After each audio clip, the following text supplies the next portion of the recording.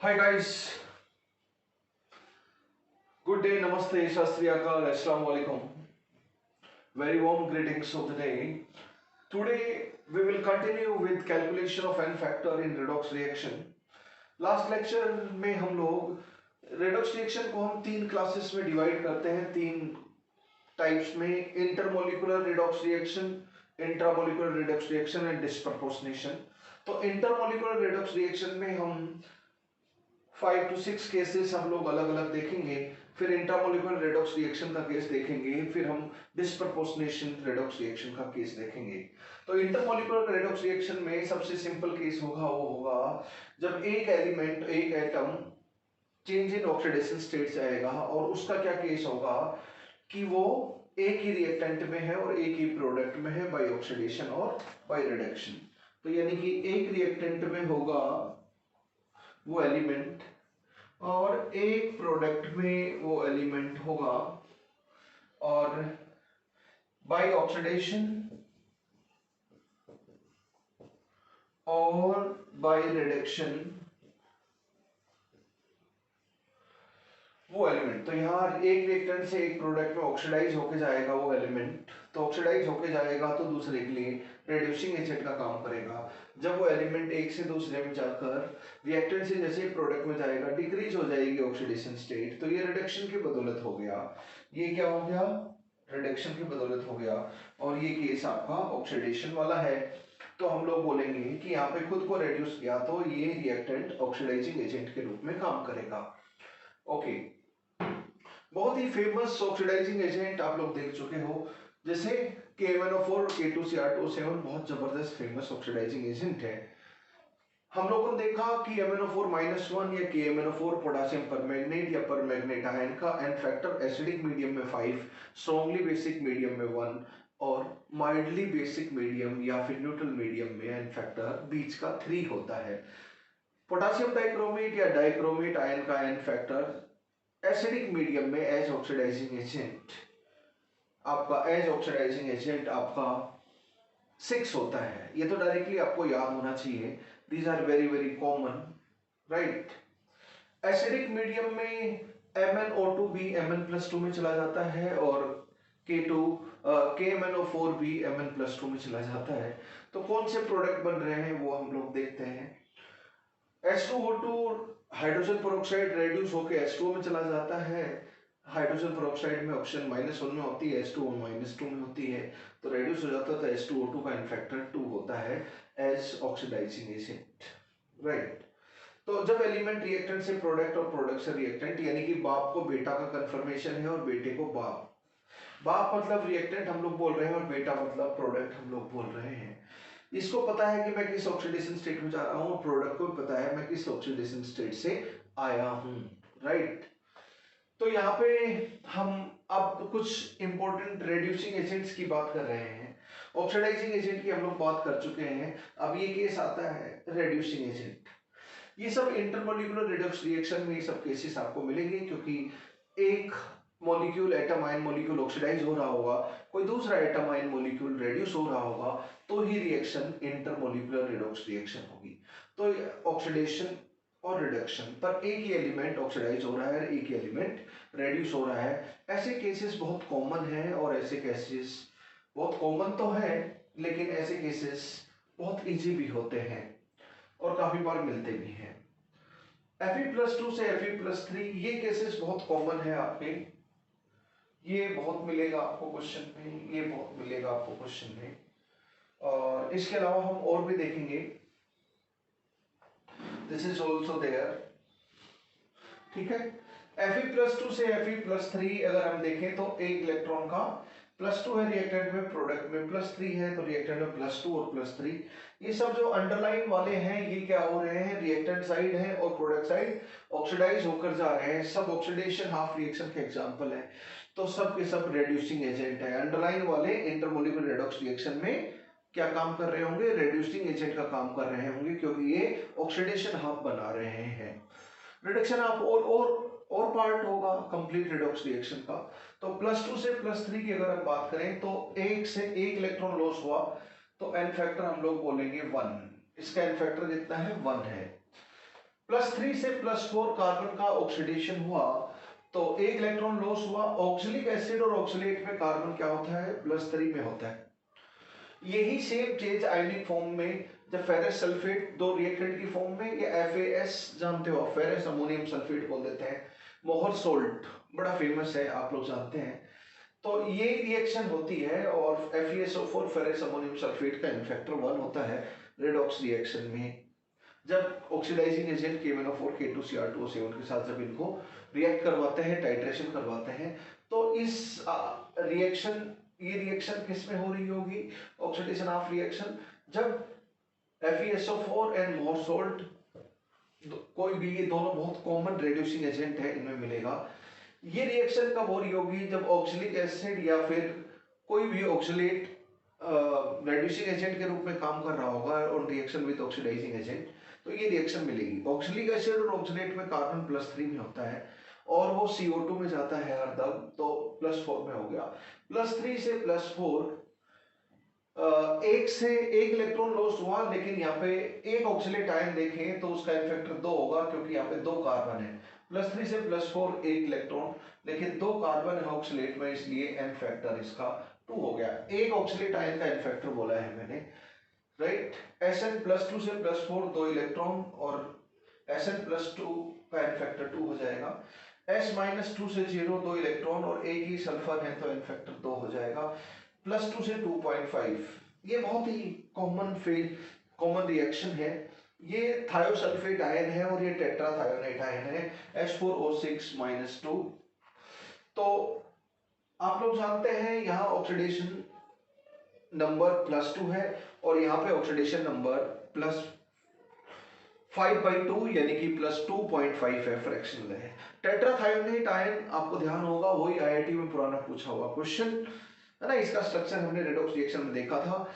Sodium tetrathionate या टेट्राथायोनिक acid में जो एक्सट्रीम वाले 2 सल्फर होते हैं वो +5 ऑक्सीडेशन स्टेट में होते हैं और बीच वाले 2 सल्फर होते हैं वो 0 ऑक्सीडेशन स्टेट में होते हैं टेट्राथायोनेट में, तो एवरेज 2.5 आता है। आप लोग जानते हैं, ये बहुत ही कॉमन एग्जांपल है। थायोसल्फेट, सोडियम थायोसल्फेट और हाइपो के नाम से हमने इसको काफी पढ़ा था उस टाइम पे। रेडॉक्स टाइट्रेशन में हम लोग यूज करेंगे सेम चीज। इसमें 2, ये एवरेज वैल्यू है 2 ऑक्सीडेशन नंबर, क्योंकि एक सल्फर -2 में आता है और एक सल्फर +6 में, तो एवरेज वैल्यू 2 आ जाती है।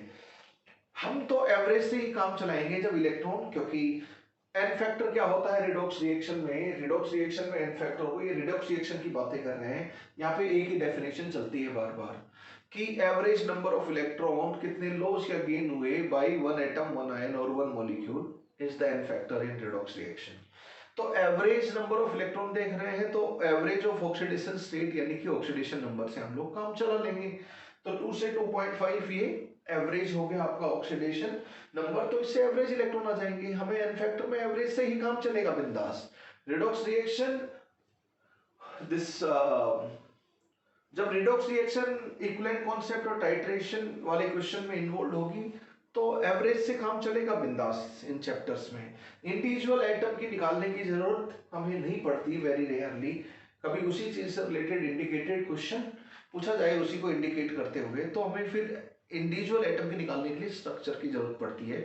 Hope you know, individual atom की ऑक्सीडेशन स्टेट निकालने के लिए स्ट्रक्चर की जरूरत पड़ती है, जैसा कि हमने रेडॉक्स रिएक्शन में किया। 2 से 2.5 हाफ इलेक्ट्रॉन। अब हाफ इलेक्ट्रॉन है, इसमें 2 सल्फर एटम है, तो एक सल्फर एटम का हाफ इलेक्ट्रॉन लॉस हुआ एवरेज, तो 2 सल्फर एटम का 1 इलेक्ट्रॉन लॉस हुआ, तो यहाँ पे जो टेट्राथायोनेट आयन है उसका एन फैक्टर हो जाएगा 1, राइट। सल्फाइड से सल्फेट गया +4 से +6, तो एन फैक्टर आपका हो गया 2, राइट। 1 रिएक्टेंट से 1 प्रोडक्ट, ये आपका केसेस कुछ फेमस ऑक्सीडाइजिंग एजेंट है, इसको मैं रब कर देता हूं। तो बच्चों और एग्जांपल अगर मैं लूं तो hydrogen peroxide is very common example. अपने आप को ऑक्सीडाइज करेगा हाइड्रोजन पेरोक्साइड, तो O2 में चला जाएगा, तो ये क्या -1 से 0 में चला गया। बताओ -1 से 0 मतलब 1 इलेक्ट्रॉन का लॉस, लेकिन एक ऑक्सीजन एटम द्वारा 1 इलेक्ट्रॉन का लॉस। हमें तो एन फैक्टर H2O2 का निकालना है, तो 2 ऑक्सीजन एटम का हिसाब किताब करना है, तो n फैक्टर 2 हो गया, n फैक्टर 2 हो गया आपका। ये भी बड़ा कॉमन रिएक्शन है, टाइट्रेशन वगैरह में सब में कॉमनली रिएक्शन मिलेगी, ये भी मिलेगी। और अभी अभी हमने थोड़ी देर पहले देखा था H2O2H ऑक्सीडाइजिंग एजेंट, अभी H2O2H रेड्यूसिंग एजेंट, क्योंकि H2O2 ऑक्सीडाइजिंग एजेंट और रेड्यूसिंग एजेंट दोनों के रूप में काम करता है। ये तो हमने बहुत पहले बात की थी, क्योंकि ऑक्सीजन की ऑक्सीडेशन स्टेट -2 से +2 जनरली वेरी करती है। तो ये -1, -2 और +2 ऑक्सीजन की जो ऑक्सीडेशन स्टेट है उनके बीच में, तो जब इंटरमीडिएट ऑक्सीडेशन स्टेट होती है तो chemical species is capable of acting oxidant as well as reductant. तो यहाँ पे ये रिडक्टेंट का काम कर रहा है। तो ये कुछ फेमस है, famous reducing agent, very common reducing agent. तो बच्चों हम लोग फेरस सल्फेट और KMnO4 जस्ट मैं पहले वाले को डिस्कस कर लेता हूँ, बहुत ही कॉमन है ये वाला केस, आपको ध्यान होने चाहिए। इसके अलावा मैं 2 नोट भी लिखवाऊंगा। तो जब भी आप देखें कि ऑक्सीडाइजिंग एजेंट के साथ ये सब रिएक्ट करेंगे तो ये रिएक्शन हो जाएगी। यहाँ पे प्रोडक्ट का एन फैक्टर भी आप बिंदास निकाल सकते हो, नॉट ए प्रॉब्लम। जैसे मैं बोलूं कि भाई what is the n factor of CO2, तो +4 से +3, बेटे को +4 वाले को CO2 को पता है कि मेरा बाप +3 वाला है, तो कोई कंफर्मेशन है, कोई प्रॉब्लम तो है नहीं, एम्बिग्यूटी तो है नहीं। तो बेटे को बाप का कंफर्मेशन है कि +3 वाले से आया हूं, और बाप को बेटे का कंफर्मेशन है कि +3 से +4 में गया हूं। बेटा मतलब प्रोडक्ट और बाप मतलब reactant, this way you can think. तो जब कंफ्यूजन नहीं है तो आसानी से कैलकुलेशन ऑफ एन फैक्टर हो जाता है। +4 से +3 मतलब 1 इलेक्ट्रॉन और एक ही कार्बन है, इसलिए एन फैक्टर इसका 1, लेकिन इसमें 2 कार्बन है इसलिए एन फैक्टर 2 हो गया। इसका एन फैक्टर देखें तो 2 से 2.5 मतलब हाफ इलेक्ट्रॉन हो गया। यहाँ पर 2 सल्फर है तो हाफ मल्टीप्लाइड बाई 2 1, तो एन फैक्टर 1 हो गया। और उधर कितने 4 सल्फर है, 2.5 कहां से आया, 2 से आया, तो हाफ इलेक्ट्रॉन, लेकिन 4 सल्फर है तो प्रोडक्ट के लिए 4 सल्फर, तो एन फैक्टर इसका 2 हो जाएगा। तो सब जगह हम रिएक्टेंट और प्रोडक्ट दोनों का एन फैक्टर, पर मैं यहाँ पर रेड्यूसिंग एजेंट यानी कि रिएक्टेंट रेड्यूसिंग एजेंट है तो उसका एन फैक्टर निकाल रहा हूं, जैसा कि मैंने अंडरलाइन किया। अब अगर आपको पहले वाले को मैं फर्दर डिस्कस करता हूं थोड़ा, अगर आपको FeSO4 को KMnO4 के साथ रिएक्शन करवा रहे हैं एसिडिक मीडियम में, और दूसरा आप लोग जानते हो ये क्या है, फेरस सल्फेट, अमोनियम सल्फेट और हेक्साहाइड्रेट, इसको भी आप KMnO4 के साथ रिएक्शन करवा रहे हो एसिडिक मीडियम में। एसिडिक मीडियम में KMnO4 के साथ रिएक्शन करवा रहे हो, तो ये ऑक्सीडाइजिंग एजेंट है दोनों में, यानी कि reduction half reaction oxidising agent से बनेगा। और ये रेड्यूसिंग एजेंट है, दोनों में रेड्यूसिंग एजेंट है। ये फेरस सल्फेट है, इसी को क्या बोलते हैं, दिस इज मोहर सोल्ट या ferrous ammonium sulphate. Ferrous sulphate और अमोनियम सल्फेट, तो फेरस अमोनियम सल्फेट भी सोल्ट में लिख देते हैं। ये ऑक्सीडाइजिंग एजेंट है। अब प्रोडक्ट आप खुद लिख सकते हो। हमें अगर इतना पता है कि भाई Fe+2 Fe+3 में जाता है ऑक्सीडाइजिंग एजेंट के साथ, ऑक्सीडेट आयन CO2 में जाता है, स्टेनस आयन स्टेनिक आयन में जाता है, तो हम आसानी से खुद से भी बहुत सारी रिएक्शन लिख सकते हैं। तो यहाँ पर Fe+2 है, यहाँ पर Fe+2 है, तो दोनों में Fe किस में चला जाएगा, +3 में चला जाएगा। एसिडिक मीडियम के लिए मान लीजिए मैं H2SO4 इस्तेमाल कर रहा हूँ, एसिडिक मीडियम के लिए मैं H2SO4 इस्तेमाल कर रहा हूँ, तो ये क्या हो जाएगा, Fe2SO4 थ्राइस, दोनों में Fe2SO4 थ्राइस, इन दोनों में यानी कि आयरन +3 में है। सल्फ्यूरिक एसिड, इधर भी सल्फ्यूरिक एसिड में +6 है, यहाँ सल्फेट है तो +6 है, तो सल्फर का कोई ऑक्सीडेशन रिडक्शन में कंट्रीब्यूशन नहीं है।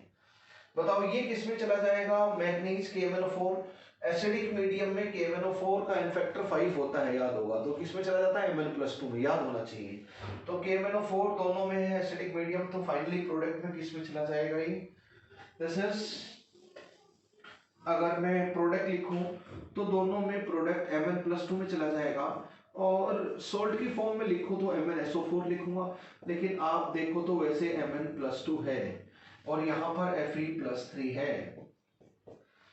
मुझे और एन फैक्टर निकालना है, तो मुझे पता है कि आयरन +2 से +3 गया और एक ही आयरन है, तो यानी कि एक ही आयरन है यहाँ पर, तो एन फैक्टर इसका 1 रहेगा। Fe+2 से Fe+3 गया, तो मुझे पता है। अब मैंने बोला था सल्फेट आयन, अमोनियम आयन, ये कोई भी ऑक्सीडाइज नहीं हो रहे हैं, सिर्फ यही है, तो इसका भी एन फैक्टर क्या रहेगा, मोहर सोल्ट का एन फैक्टर रहेगा 1 और फेरस सल्फेट का भी एन फैक्टर रहेगा 1 on reaction with oxidising agent. और इसका एन फैक्टर कितना रहेगा, +7 से +2 में गया तो 5 इलेक्ट्रॉन, तो एन फैक्टर एसिडिक मीडियम में KMnO4 का रटा हुआ है 5, और रटा हुआ होना भी चाहिए। ये हो गया +H2 वगैरह, बहुत सारे और भी आप प्रोडक्ट लिख दोगे, बट काम का प्रोडक्ट हमारा और कोई और भी प्रोडक्ट हो जाएंगे बैलेंस करेंगे तो, that is different thing. But oxidising agent and reducing agent का n factor 1 and 5 and 1 and 5। तो मैं आपसे बोलूं कि मोहर सोल्ट का एन फैक्टर क्या होता है, बहुत बहुत बार ये क्वेश्चन पूछा जाएगा कि मोहर सोल्ट का KMnO4 K2Cr2O7 ऑक्सीडाइजिंग एजेंट के साथ एन फैक्टर क्या होता है। तो मोहर सोल्ट में सिर्फ Fe+2 है जो Fe+3 में जाता है। ये रिडॉक्स रिएक्शन का एन फैक्टर है, जब रिडॉक्स रिएक्शन रिडॉक्स टाइट्रेशन होगी तभी ये एन फैक्टर है मोहर सोल्ट का 1। ठीक है ना, मैं रिडॉक्स रिएक्शन में बता रहा हूँ। और फेरस सल्फेट होगा तो भी तो इनका एन फैक्टर क्या लेकर चलोगे, 1। आंखें बंद करके जब भी रिडॉक्स रिएक्शन हो मोहर सोल्ट का एन फैक्टर 1 ले लेना, क्योंकि बहुत बार रिएक्शन में आता है। ऑक्सलेट आयन इसमें जा रहा है, तो दूसरे वाले के बारे में मैं एक नोट लिखवा देता हूं। सेकंड पॉइंट के बारे में I will make note.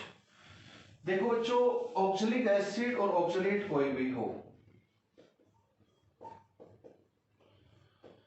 Oxalic acid और ऑक्सलेट कोई भी हो, सब में कार्बन +3 में होता है। सल्फ्यूरिक एसिड या दुनिया का कोई भी सल्फेट हो, सब में सल्फर +6 में होता है। नाइट्रिक एसिड या दुनिया का कोई भी नाइट्रेट हो, नाइट्रोजन +5 में होता है। तो ऑक्सलिक एसिड और ऑक्सलेट, कोई भी ऑक्सलेट हो, सोडियम ऑक्सलेट, पोटेशियम ऑक्सलेट, ये जब KMnO4 K2Cr2O7 इस तरह के ऑक्सीडाइजिंग एजेंट के साथ रिएक्शन करते हैं, तो ऑक्सलेट वाले और ऑक्सलिक एसिड वाले कार्बन +3 को ऑक्सीडाइज करके CO2 में कन्वर्ट कर देते हैं। तो एक चीज दिमाग में बैठा लो, आगे से रिएक्शन में नहीं बतलाएंगे, आपको खुद सोचना पड़ेगा कि ऑक्सलिक एसिड और कोई भी oxalate on reaction with KMnO4 K2Cr2O7 always gives CO2 on reaction with oxidising agent. हरदम ऑक्सलिक एसिड और ऑक्सलेट का कार्बन किस में कन्वर्ट हो जाएगा, CO2 में ऑक्सीडाइज होकर कन्वर्ट हो जाएगा, यानी कि +3 से +4 में जाएगा। 1000 बार यूज होगा टाइट्रेशन के क्वेश्चन में, ये आपको ध्यान रखना है।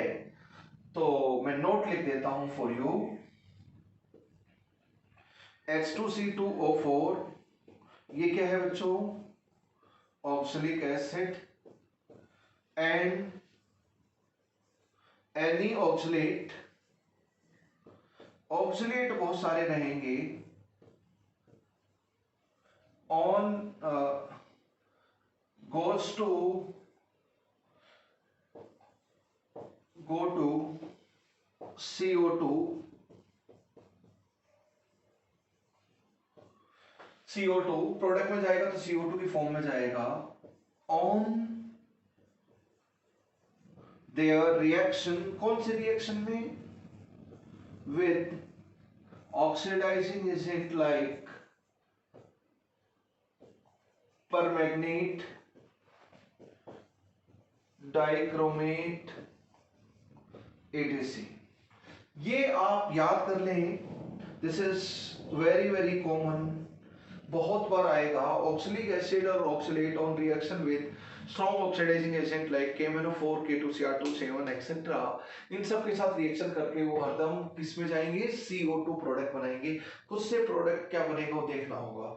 ऑक्सलिक एसिड और ऑक्सलेट में, ऑक्सलिक एसिड और ऑक्सलेट में, ऑक्सलिक एसिड हो या फिर ऑक्सलेट हो, इसमें कार्बन क्या होता है, +3 होता है, और CO2 में जाएगा तो इसमें कार्बन किस में पहुंच जाएगा, +4 में पहुंच जाएगा और यहाँ कार्बन किस में रहेगा, +3 से +4 में पहुंच जाता है, +3 से +4 में पहुंच जाता है। Just remember it guys, just remember it will be useful many times in the questions. तो ऑक्सैलिक एसिड का कार्बन हो या oxalate ion, sodium oxalate, potassium oxalate या मिक्स ऑक्सलेट होंगे, कोई भी हो, उसका जब रेडॉक्स रिएक्शन में टेक पार्ट होता है तो किस में जाता है, प्रोडक्ट में, CO2 में कन्वर्ट हो जाता है प्रोडक्ट में जाते टाइम। डन। ये एक इंपॉर्टेंट नोट है, ठीक है। अगर हम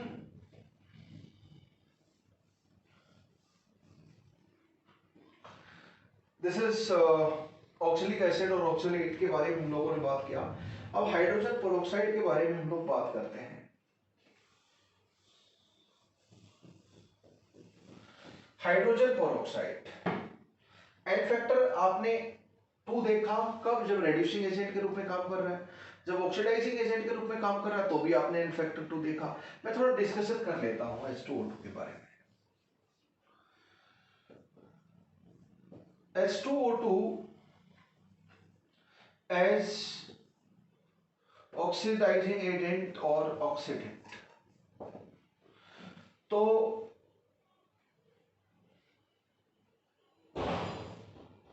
तो क्या होगी रिएक्शन, H2O2 खुद को रेड्यूस करेगा -2 में -1 से,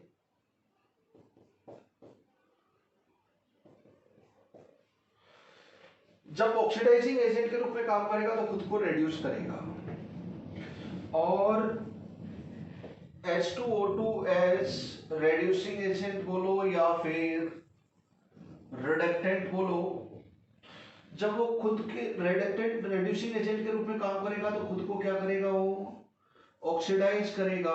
कहां से कहां चला जाएगा, -1 से 0 ऑक्सीडेशन स्टेट में। कहां से कहां चला जाएगा, -1 से 0 ऑक्सीडेशन स्टेट में, ठीक है। तो जब ऑक्सीडाइजिंग एजेंट के रूप में काम कर रहा है या रेड्यूसिंग एजेंट के रूप में काम कर रहा है, दोनों के रूप में, तो इसका इन फैक्टर हरदम 2 होता है। कैसे, H2O2 में 2 ऑक्सीजन है, ये आपको पता है। मैं H2O2 का इन फैक्टर निकाल रहा हूं। यहाँ पे H2O2 क्या है, ऑक्सीडाइजिंग एजेंट है, यहाँ पे H2O2 रेड्यूसिंग एजेंट के रूप में काम कर रहा है। खुद को ऑक्सीडाइज करेगा तो रेड्यूसिंग एजेंट दूसरे के लिए, और खुद को रेड्यूस करेगा दूसरे के लिए ऑक्सीडाइजिंग एजेंट। तो -1 से -2 एक इलेक्ट्रॉन का गेन हुआ, लेकिन 2 ऑक्सीजन है इसलिए एन फैक्टर क्या हो गया, 2 हो गया। एन फैक्टर क्या हो गया, 2 हो गया। इधर देखो -1 से 0 एक इलेक्ट्रॉन लॉस हुआ, लेकिन 2 ऑक्सीजन है इसमें, तो यहां पर भी एन फैक्टर क्या हुआ, एन फैक्टर 2 हुआ। क्या आप देख पा रहे हो, ऑक्सीडाइजिंग एजेंट के रूप में काम कर रहा है तो भी एन फैक्टर 2, और रेड्यूसिंग एजेंट के रूप में काम कर रहा है तो भी एन फैक्टर 2। तो H2O2 का एन फैक्टर 2 रहेगा, चाहे ऑक्सीडाइजिंग एजेंट के रूप में हो या फिर रेड्यूसिंग एजेंट के रूप में हो। H2O2 का एन फैक्टर क्या रहेगा, 2 रहेगा आपका। अब मैं नेक्स्ट नोट लिखूंगा, लेकिन उससे पहले एक छोटी सी चीज और। अगर मैं एक रिएक्शन देखूं, ये डिस्प्रपोर्शनेशन रिएक्शन है, H2O प्लस O2, बैलेंस करूं मैं तो ये हो जाएगा, ठीक है। यहां पे ऑक्सीजन -1 है, यहां पे ऑक्सीजन -1 है, यहां पे ऑक्सीजन -2 है, और यहां पे ऑक्सीजन 0 है। तो जब ऑक्सीजन -1 से -2 में जा रही है तो खुद को रेड्यूस कर रही है, और ऑक्सीजन -1 से 0 में जा रही है तो खुद को ऑक्सीडाइज कर रही है। -1 में है, प्रोडक्ट साइड में बढ़कर 0 में चली गई, रिएक्टेंट साइड में घटकर -2 में चली गई। तो ये रिएक्शन खुद में अपने आप में क्या है, एक डिस्प्रपोर्शनेशन रिएक्शन है। This is example of disproportionation reaction. जब यहां से यहां जा रही है तो क्या हो रहा है, रिडक्शन, और जब यहां से यहां जा रही है तो क्या हो रहा है, ऑक्सीडेशन। जब वो रेड्यूस हो रहा है तो ऑक्सीडाइजिंग एजेंट के रूप में काम कर रहा है H2O2, और जब ऑक्सीडाइज हो रहा है O2 में जा रहा है तो रेड्यूसिंग एजेंट के रूप में काम कर रहा है।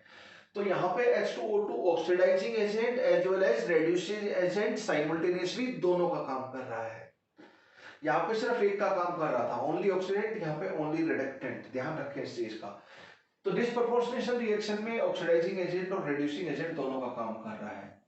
अब आप रिडॉक्स रिएक्शन में एन फैक्टर कैलकुलेशन बैलेंसिंग से तो जानते हो, तो मैं बैलेंसिंग से बता देता हूं इधर। तो बताओ कितना हो गया, -1 से 0, -1 से 0 कितना हो गया, 1 इलेक्ट्रॉन। तो ऑक्सीडेशन नंबर कितने से बढ़ गया, इधर 2 से बढ़ गया। 1 O2 का देखें तो ऑक्सीडेशन नंबर 2 से बढ़ गया। इसको आप ऐसे तोड़ लो, एक H2O2 ऑक्सीडेशन और दूसरा H2O2 रिडक्शन का हिस्सा है। तो यहाँ पे -1 है, तो यहाँ 2 से ऑक्सीडेशन नंबर घट गया, यहाँ 2 से बढ़ गया। H2O2 को दो मॉलिक्यूल को अलग अलग देख लो, एक मॉलिक्यूल रेड्यूस हो रहा है, एक oxidise. Same molecule oxidise reduce हो रहा है, सेम एलिमेंट, तो हम बोलेंगे डिस्प्रपोर्शनेशन रिएक्शन है। तो यहाँ पर अगर हम बैलेंस करेंगे बच्चों, तो जो आपका इलेक्ट्रॉन आएगा वो 2 इलेक्ट्रॉन लॉस आएगा और 2 इलेक्ट्रॉन गेन आएगा बैलेंस करते टाइम। आप जब बैलेंस करोगे हाफ रिएक्शन मेथड से, तो you will find this.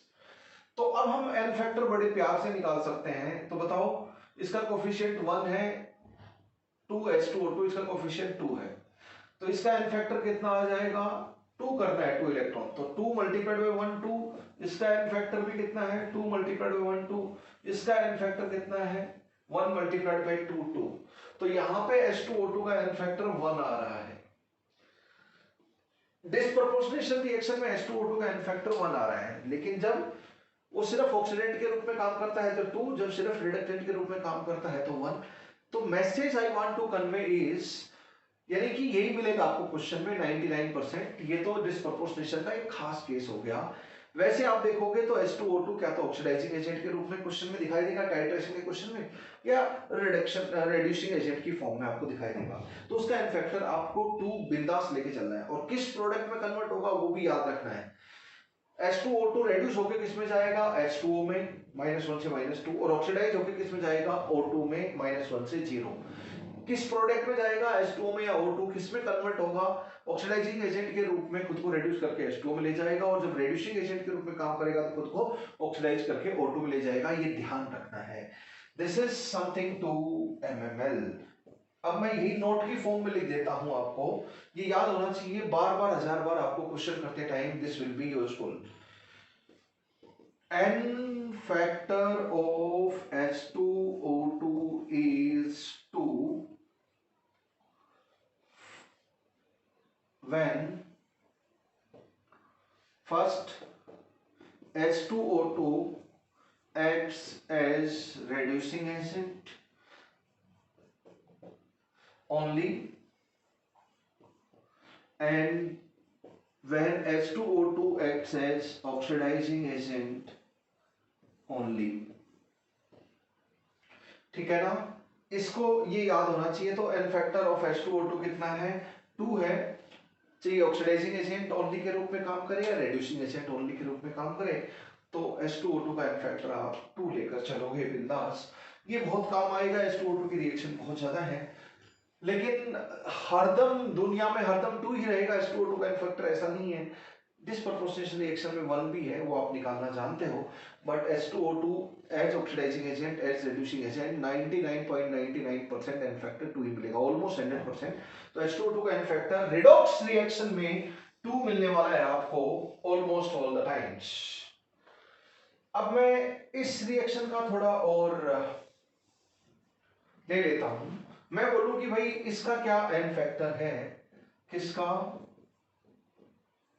NaHC2O4 H2C2O4, मैं बोलूं कि H2C2O4 plus KMnO4 acidic medium में है, तो बताओ इन दोनों का एन फैक्टर क्या क्या रहेगा। इसकी जगह पर मैं चेंज कर देता हूं, कोई ऑक्सीलेट कर देता हूं, जैसे Na2C2O4 प्लस ये सेम है, और मैं चेंज कर देता हूं H2C2O4 and Na2C2O4। Reducing agent मैंने और बना दिया, ऑक्सीडाइजिंग एजेंट मैं एक ही रखता हूं KMnO4। स्टिल एसिडिक मीडियम में रिएक्शन हो रही है, ठीक है। तो बताओ क्या एन फैक्टर है? Okay fine. तो देखो बच्चों, कौन किस में, यहां पे कार्बन सब में क्या है, +3 में है, सब में कार्बन +3 में है, ऑक्सलिक एसिड है, ये ऑक्सलेट है, ये ऑक्सलेट का एडिशन कंपाउंड है। तो आप बोलोगे कि सब में कार्बन ऑक्सलिक एसिड ऑक्सलेट में कार्बन +3 होता है। ऑक्सीडाइजिंग एजेंट के साथ ये किस में चला जाता है, पक्का CO2 में चला जाता है। तो सब में कार्बन किस में चला जाएगा, CO2 में। ये नोट आप देख चुके हो। KMnO4 एसिडिक मीडियम में किस में चला जाएगा, आयनिक फॉर्म में लिखे तो Mn+2 में हम लोग लिख देंगे बिंदास। इसका एन फैक्टर ये +7 से +2, तो इसका एन फैक्टर एसिडिक मीडियम में 5 है, सबको रट गया होगा। इस रिएक्शन में इनका एन फैक्टर बताओ, रेड्यूसिंग एजेंट का। ऑक्सीडाइजिंग एजेंट तो एक ही है और एसिडिक मीडियम में KMnO4 का एन फैक्टर 5 होता है, आपको रटा हुआ है, रटा हुआ होना चाहिए, ठीक है। यहां पर अगर मैं बात करूं तो कार्बन क्या है, +3 से +4 में जा रहा है कार्बन। तो देखो एक कार्बन से 1 इलेक्ट्रॉन और 2 कार्बन है तो कितना हो गया, 2 इलेक्ट्रॉन। तो इसका एन फैक्टर क्या हो गया, ऑक्सलिक एसिड का 2। आपको इतना ध्यान है कि ऑक्सलिक एसिड और ऑक्सलेट में कार्बन +3 में होता है, तो आप एन फैक्टर डायरेक्टली 2 बहुत आसानी से, क्योंकि +3 से +4 1 इलेक्ट्रॉन, लेकिन 2 कार्बन है तो ऑक्सलिक एसिड से 2 इलेक्ट्रॉन, यानी कि पर कार्बन एटम जब CO2 में जाता है ऑक्सलिक एसिड ऑक्सलेट, तो पर कार्बन एटम +3 से +4 1 इलेक्ट्रॉन लॉस होता है। तो एक मॉलिक्यूल ने 2 इलेक्ट्रॉन लॉस किए तो इसका एन फैक्टर 2 हो गया। सेम वे ये कहां पे कार्बन +3 में है और यहाँ पे कार्बन +4 में है, तो एरो नहीं बना रहा मैं, इस तरह डायरेक्टली +3 से +4 1 इलेक्ट्रॉन और 2 कार्बन है, तो यहाँ पर सोडियम ऑक्सलेट का एन फैक्टर भी आपका 3 हो गया है। यहाँ पर अगर हम बात करें बच्चों तो कार्बन +3 में है, कार्बन +3 में है, ये तो रट गया होगा सबको, या तो इसको तोड़ दो अलग अलग। समझदार बच्चा कौन है, 2 कंपाउंड दिखाई दे रहे हैं, उसको तोड़ लीजिए। इसको फर्दर भी तोड़ सकते हो, Na पॉजिटिव में C2O4 -2 में, यहां कैलकुलेट करोगे +3, यहां कैलकुलेट करोगे +3, तो दोनों जगह +3 है। एडिशन कंपाउंड में कंपाउंड को अलग अलग कर लो, जैसे मोर सोल्ट में FeSO4 अलग कर लो, अमोनियम सल्फेट अलग कर लो, और फिर सोचो H2O तो सॉल्यूशन का हिस्सा बन जाएगा, क्योंकि एक्वा सॉल्यूशन में H2 सॉल्वेंट है, तो FeSO4 NH4 twice SO4 dot 6H2 मोर सोल्ट में जो 6H2 है वो सॉल्यूशन का पार्ट हो जाएगा, तो वो तो रिएक्शन का हिस्सा ही नहीं है, ऑक्सीडेशन रिडक्शन का हिस्सा नहीं है, व्हाट आई मीन टू से। तो यहाँ पे बताओ 2 कार्बन इधर है, 2 कार्बन इधर है, तो 4 कार्बन हो गए। 4 कार्बन +3 से +4 में जा रहे हैं, +3 से +4 1 इलेक्ट्रॉन लॉस हो रहा है, और 4 कार्बन से कितने इलेक्ट्रॉन लॉस होंगे, 4।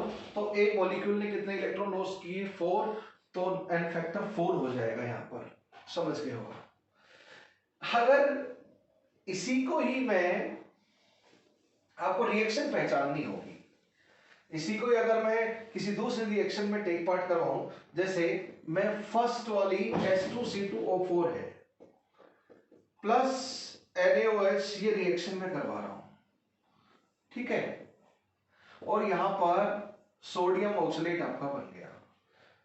थर्ड वाली रिएक्शन में भी वही है, क्या, H2C2O4 प्लस, ये एडिशन कंपाउंड है, और इस बार मैं रिएक्शन करवा रहा हूं, मान लीजिए NaOH से ही करवा रहा हूं, तो फिर दोबारा यही प्रोडक्ट बन जाएगा। इस टाइम पे इसका एन फैक्टर, ये एसिड बेस रिएक्शन है, यहाँ पे ऑक्सलेट ही है, सोडियम ऑक्सलेट, यहाँ पे ये रेडॉक्स रिएक्शन नहीं है, तो यहाँ पे इलेक्ट्रॉन वाला एन फैक्टर का डेफिनेशन नहीं चलेगा। यहाँ पे ये बेस है, ये एसिड है, ये एसिड है, यहाँ पे क्या है, ये एसिड है। रिएक्शन का फर्क है, यहाँ पे ये रेडॉक्स रिएक्शन है ऑक्सीडाइजिंग एजेंट के साथ, ये रिड्यूसिंग एजेंट है, रिड्यूसिंग, लेकिन यहाँ पर बेस के साथ ये एसिड है। एसिड बेस में एन फैक्टर में एसिड का क्या होता है, कितने H आयन दे रहा है या कितने OH के साथ रिएक्शन। यहाँ पे एन फैक्टर की डेफिनेशन कितने H आयन दे रहा है वो लगेगी। यहाँ पे एन फैक्टर की डेफिनेशन रिडॉक्स रिएक्शन में कितने इलेक्ट्रॉन लॉस कर रहा है वो लगेगी, ठीक है। तो यहाँ पे 2 H आयन देगा तो एन फैक्टर यहाँ पर 2 होगा। हाँ बोलोगे सर यहाँ पे भी एन फैक्टर 2 था, यहाँ पे भी एन फैक्टर 2 था, क्यों टेंशन ले, एन फैक्टर ऑक्सलिक एसिड का 2 याद कर लेते हैं। नहीं बाबा, आपको डेफिनेशन देखना होगा पहले, क्योंकि 2 HIN की बजाय एक ही HIN अगर यहाँ पे रिएक्ट करवाते तो इन फैक्टर इसका 1 हो जाता। ये नॉन रिडॉक्स रिएक्शन है, तो यहाँ पे कितने HIN दे रहे हैं वो एसिड वाला इन फैक्टर का डेफिनेशन लगेगा। यहाँ पे इलेक्ट्रॉन वाला, क्योंकि ये रिडॉक्स रिएक्शन है। यहाँ पे कितने HIN है, 2 ही HIN है, तो यहाँ पे इन फैक्टर 2 ही रहेगा। लेकिन यहाँ पे इन फैक्टर कितना है इसका, रिडॉक्स रिएक्शन में 4 है, क्योंकि यहाँ पे 2 ही HIN देगा, ये भी 2 HIN, यहाँ पे तो HIN है नहीं, तो एन फैक्टर इसका यहाँ पर 4 हो जाएगा और यहाँ पर 2 हो जाएगा। रिडॉक्स रिएक्शन में 4 और नॉन रिडॉक्स रिएक्शन में 2 हो जाएगा। अगर मैं इसमें थोड़ा सा ऑल्टरेशन कर दूं, इसी क्वेश्चन में थोड़ा ऑल्टरेशन कर दूं, इसमें मैं Na2C2O4 या मैं KHC2O4 ये कर देता हूं मैं, ठीक है। समझने की कोशिश करना।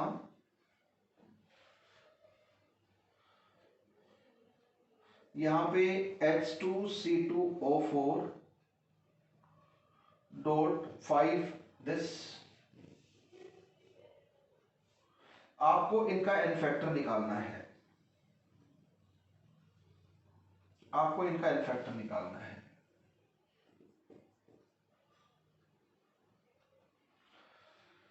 ये तो रेडॉक्स रिएक्शन है, तो ऑक्सैलिक एसिड है, ये पोटेशियम हाइड्रोजन ऑक्सलेट है, ये ऑक्सैलिक एसिड है, ये ऑक्सैलिक एसिड और 1 ऑक्सैलिक एसिड और 5 सोडियम ऑक्सलेट छुपे हुए हैं।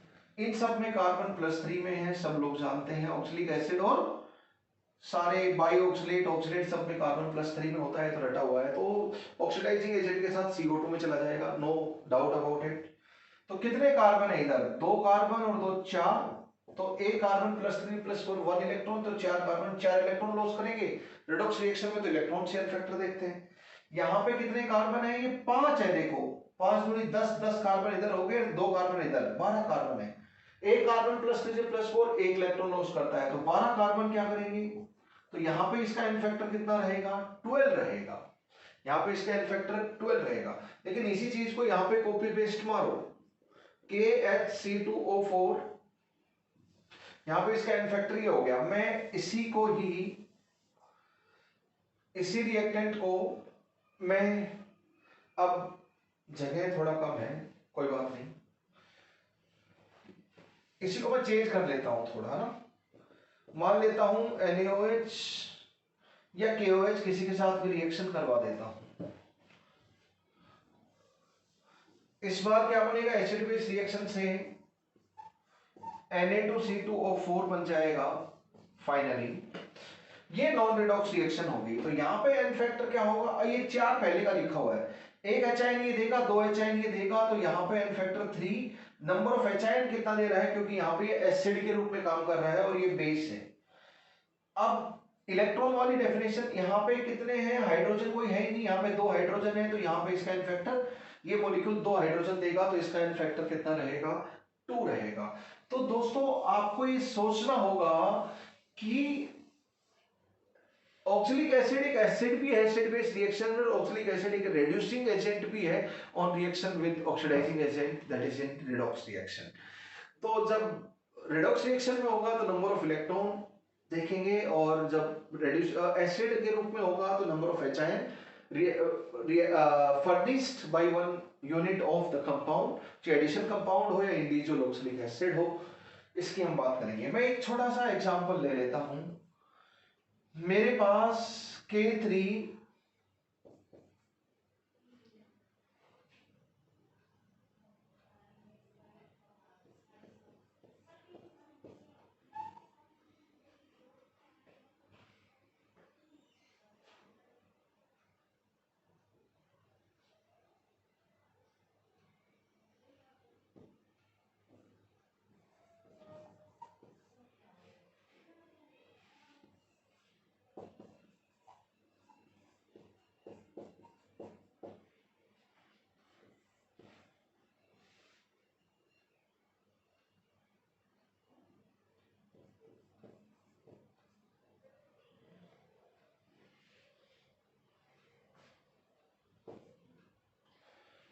ये एक कंपाउंड है इसको मैं KMnO4 के साथ रिएक्शन करवा रहा हूं, इसी को मैं KOH के साथ रिएक्शन करवा रहा हूं।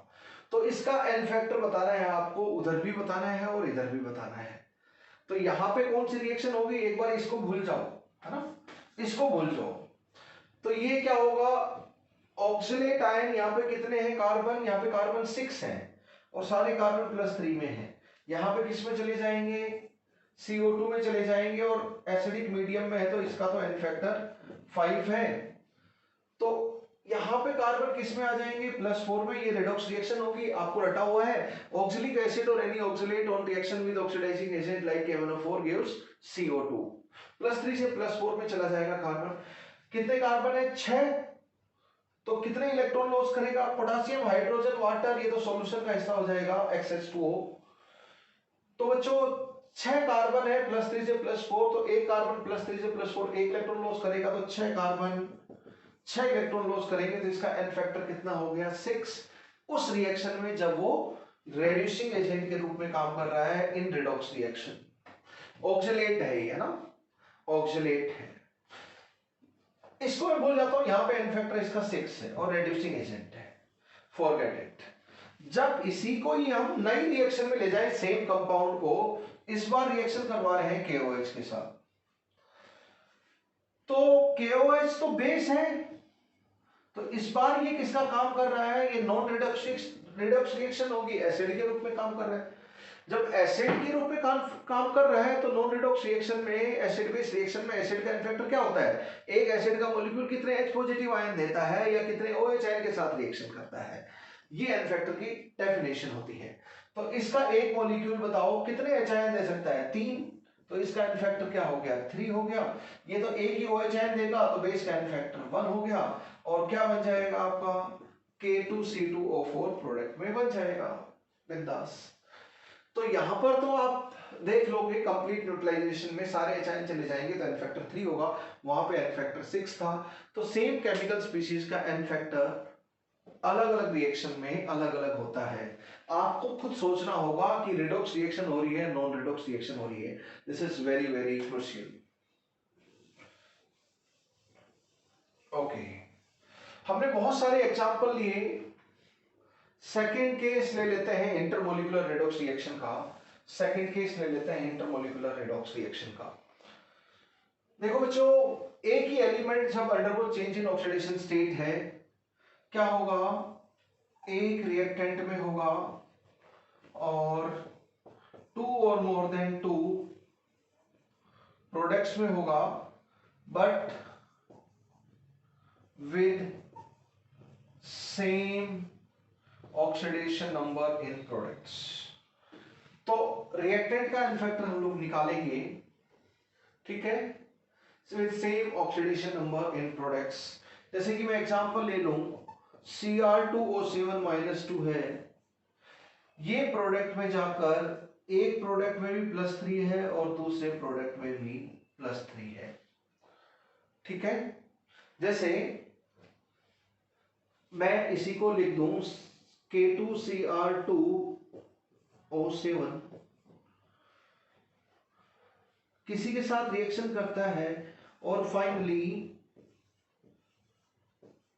एक Cr2O3 बना लेता है और एक CrCl3 बना लेता है। यहां पे भी क्रोमियम +3 में है, यहां पर भी क्रोमियम +3 में। आपको पूछा है इसका एन फैक्टर, तो ये तो बहुत ही आसान केस है। सेम ऑक्सीडेशन स्टेट में जब है, ऑक्सीडेशन नंबर प्रोडक्ट में सेम है, एक प्रोडक्ट में या 10 प्रोडक्ट में हो, हमें फर्क ही नहीं पड़ेगा, एन फैक्टर रिएक्टेंट का उसी तरीके से निकलेगा। हमें पता है कि +6 फाइनली +3 में जा रहा है, चाहे वो 2 प्रोडक्ट में प्रेजेंट हो, एक में या 4 में प्रेजेंट हो। तो बाप को बेटे के बारे में कन्फर्मेशन, बेटा मतलब ऑक्सीडेशन नंबर देखो उसका कौन से प्रोडक्ट में है, वो ज्यादा अहमियत नहीं रखता है। इलेक्ट्रॉन निकालते टाइम ऑक्सीडेशन नंबर काम आता है। तो +6 से +3 में जा रहा है, चाहे कितने प्रोडक्ट में जा रहा हो, तो एक क्रोमियम +6 से +3 3 इलेक्ट्रॉन गेन कर रहा है, हमें तो इसका एन फैक्टर निकालना है। तो इसमें 2 क्रोमियम है तो 6 हो गया एन फैक्टर। सेम वे यहाँ पे +3 यहाँ पे +6 क्रोमिक ऑक्साइड है एंड दिस इज, तो एन फैक्टर क्या हो गया, 2 क्रोमियम का 3 और 3 6 इलेक्ट्रॉन हो गए, तो एन फैक्टर इज 6। इस तरह की सिचुएशन, यानी कि कई प्रोडक्ट में होता है एक ही एलिमेंट, लेकिन एक element undergoes change in oxidation number but two और मोर देन टू प्रोडक्ट में प्रेजेंट है but with same oxidation number, ये हमारा केस 2 है। तो ये केस 2 केस 1 से ज्यादा अलग नहीं है, क्योंकि ऑक्सीडेशन नंबर तो एक ही है चाहे कितने भी प्रोडक्ट में हो, तो रिएक्टेंट का एन फैक्टर वैसे ही निकलेगा, इसमें कुछ भी स्पेशल नहीं है। अब हम बात करते हैं केस नंबर 3। ये केस इंटरेस्टिंग है। Case number 3 is interesting. एक ही element change in oxidation number में जा रहा है, एक रिएक्टेंट में है, टू और मोर देन टू प्रोडक्ट में है, with different oxidation number. Products में उसका ऑक्सीडेशन नंबर डिफरेंट है, यानी कि टू और मोर देन टू प्रोडक्ट में टू और more than to oxidation number होगा बाय ऑक्सीडेशन ओनली और बाय रिडक्शन ओनली। क्या तो सिर्फ ऑक्सीडाइज हो रहा है, जैसे रिएक्टेंट में एक है, रेड्यूस होके इस प्रोडक्ट में भी जा रहा है, दूसरे प्रोडक्ट में भी जा रहा है, इसका एन फैक्टर निकालना है, या फिर रेड्यूस होके इसमें भी जा रहा है, रेड्यूस होके इसमें भी जा रहा है, और रेड्यूस होके कई प्रोडक्ट में जा रहा है दोस्त ज्यादा, तो इसका एन फैक्टर निकालना है। ऑक्सीडाइज हो रहा है तो दो प्रोडक्ट में जा रहा है, दो ऑक्सीडेशन स्टेट है, ऑक्सीडाइज होकर तीन ऑक्सीडेशन, तो एन फैक्टर बताओ इनका ना। क्या तो सिर्फ ऑक्सीडेशन है या सिर्फ रिडक्शन है, ये क्या हो गया रिडक्शन ओनली, और यहां पर क्या है ऑक्सीडेशन ओनली। जितनी गिनती मतलब उतनी ही ऑक्सीडेशन स्टेट हो गई है, यस और नो। और गोला लगाऊंगा तो मान लो कि प्रोडक्ट भी अलग अलग हो गया, तो ये अलग अलग प्रोडक्ट में अलग अलग ऑक्सीडेशन स्टेट में, रिएक्टेंट में एक ही रिएक्टेंट है और एक बिंदी मतलब एक ही एलिमेंट का एक ही ऑक्सीडेशन स्टेट है। तो रिएक्टेंट का आपको एन फैक्टर निकालना है इस केस में। यहां पर नोट लिख लीजिए,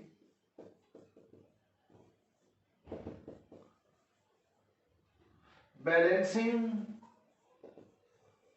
is required for n factor calculation, for n factor calculation। Balancing required है यहां पर n फैक्टर कैलकुलेशन के लिए, balancing is required for n factor calculation. Reactant के n फैक्टर कैलकुलेशन के लिए बैलेंसिंग रिक्वायर्ड है यहां पर। तो देखो हम लोग देखते हैं बाय टेकिंग सर्टेन एग्जांपल्स।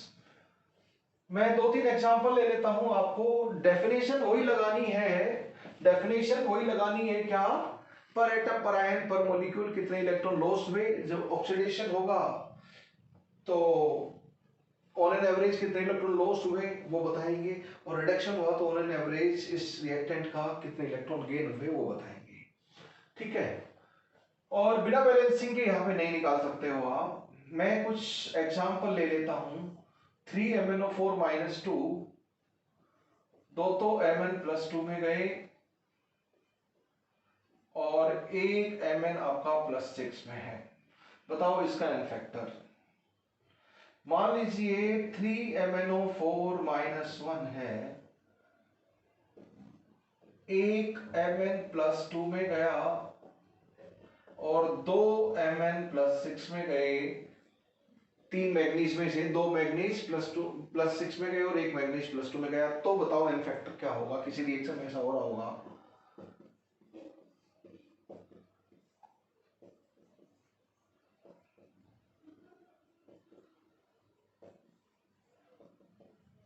तो बताओ एन फैक्टर क्या है। MnO4 -1 में दो MnO4 -1 है, एक का मैग्नीज +2 में गया रेड्यूस होके और दूसरे का मैग्नीज +6 में चला गया रेड्यूस होकर, तो बताओ एन फैक्टर क्या है। Hope you understood the situation. इस तरह की रिएक्शन होगी, यहाँ पे सिर्फ क्या हो रहा है रिडक्शन हो रहा है, सिर्फ क्या हो रहा है रिडक्शन हो रहा है।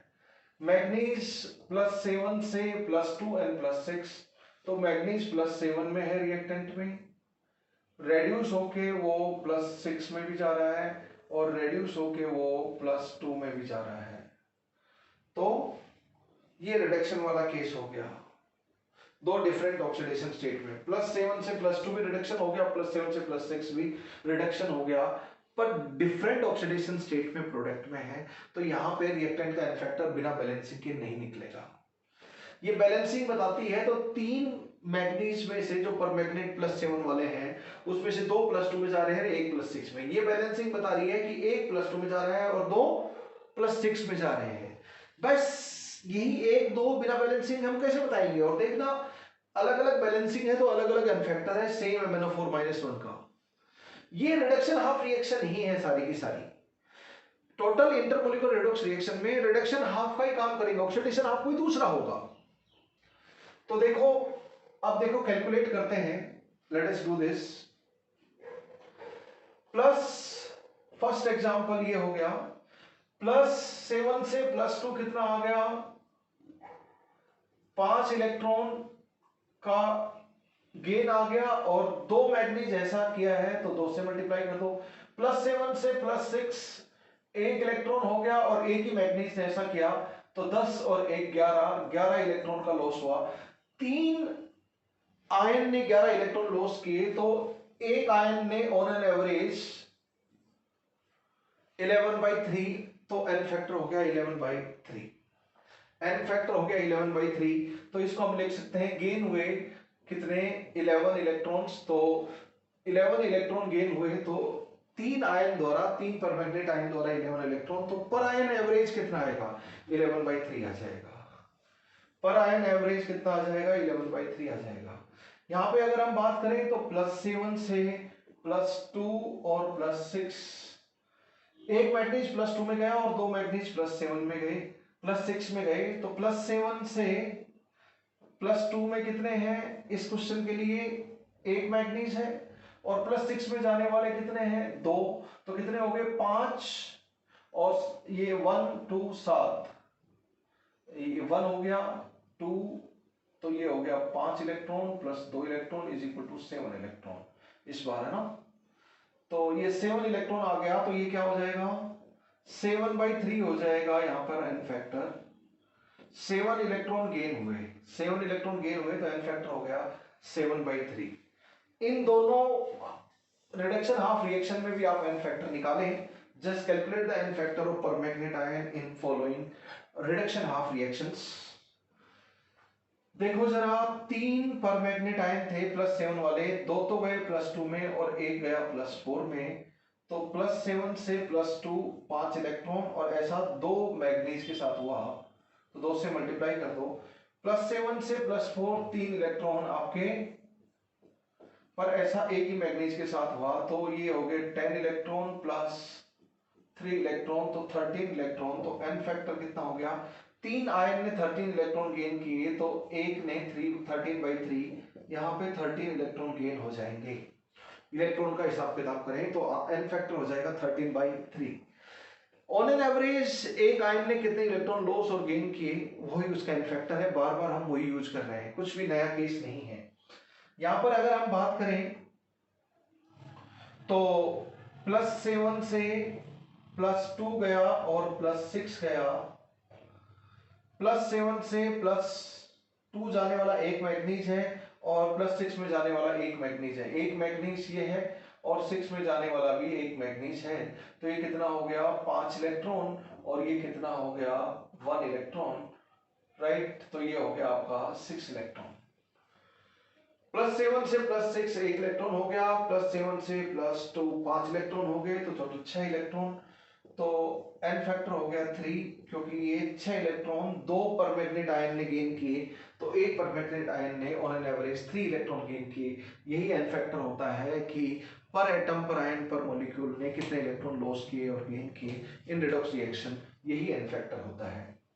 तो दोस्तों यहाँ पे बिना बैलेंसिंग के काम नहीं चलेगा। जैसे मैंने बैलेंसिंग थोड़ी सी चेंज किया ना, 2 1 से 1 2 की फर्स्ट और सेकंड एग्जांपल में, तो एन फैक्टर चेंज हो गया, आप देखो। तो यानी कि एन फैक्टर बैलेंसिंग के ऊपर डिपेंड करता है। तो ये बैलेंसिंग बताना जरूरी है कि बैलेंसिंग ये बताती है कि किस ऑक्सीडेशन स्टेट में कितने एटम जा रहे हैं, और जब तक अलग अलग एटम जाएंगे पर्टिकुलर ऑक्सीडेशन स्टेट में, तो एन फैक्टर अलग लगाएगा, इसलिए बैलेंसिंग अनिवार्य है। तो इस तरह की सिचुएशन में ऑक्सीडेशन हो रहा हो या रिडक्शन पर मल्टीपल प्रोडक्ट में मल्टीपल ऑक्सीडेशन स्टेट में एलिमेंट जा रहा हो, एक ही एलिमेंट हो, तो balancing is required for n factor calculation. अब हम बात करते हैं फोर्थ में भी एक ही एलिमेंट ऑक्सीडेशन स्टेट में चेंज जा रहा है, पर इस बार हम क्या देख रहे हैं, इस बार सिचुएशन है टू और मोर देन टू प्रोडक्ट में एलिमेंट है विद डिफरेंट ऑक्सीडेशन स्टेट।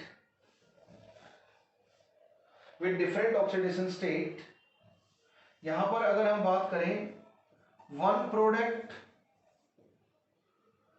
या ऐसे लिख दो सम प्रोडक्ट्स में रिएक्टेंट वाला ही ऑक्सीडेशन नंबर है और अदर प्रोडक्ट्स में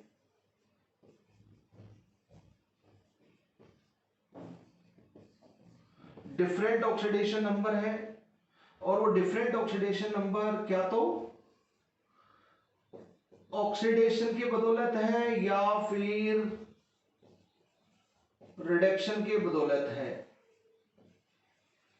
ऑक्सीडेशन रिडक्शन दोनों नहीं हो रहा, यानी कि एक रिएक्टेंट में प्रोडक्ट में भी वही ऑक्सीडेशन नंबर है और दूसरे प्रोडक्ट में बढ़ गया।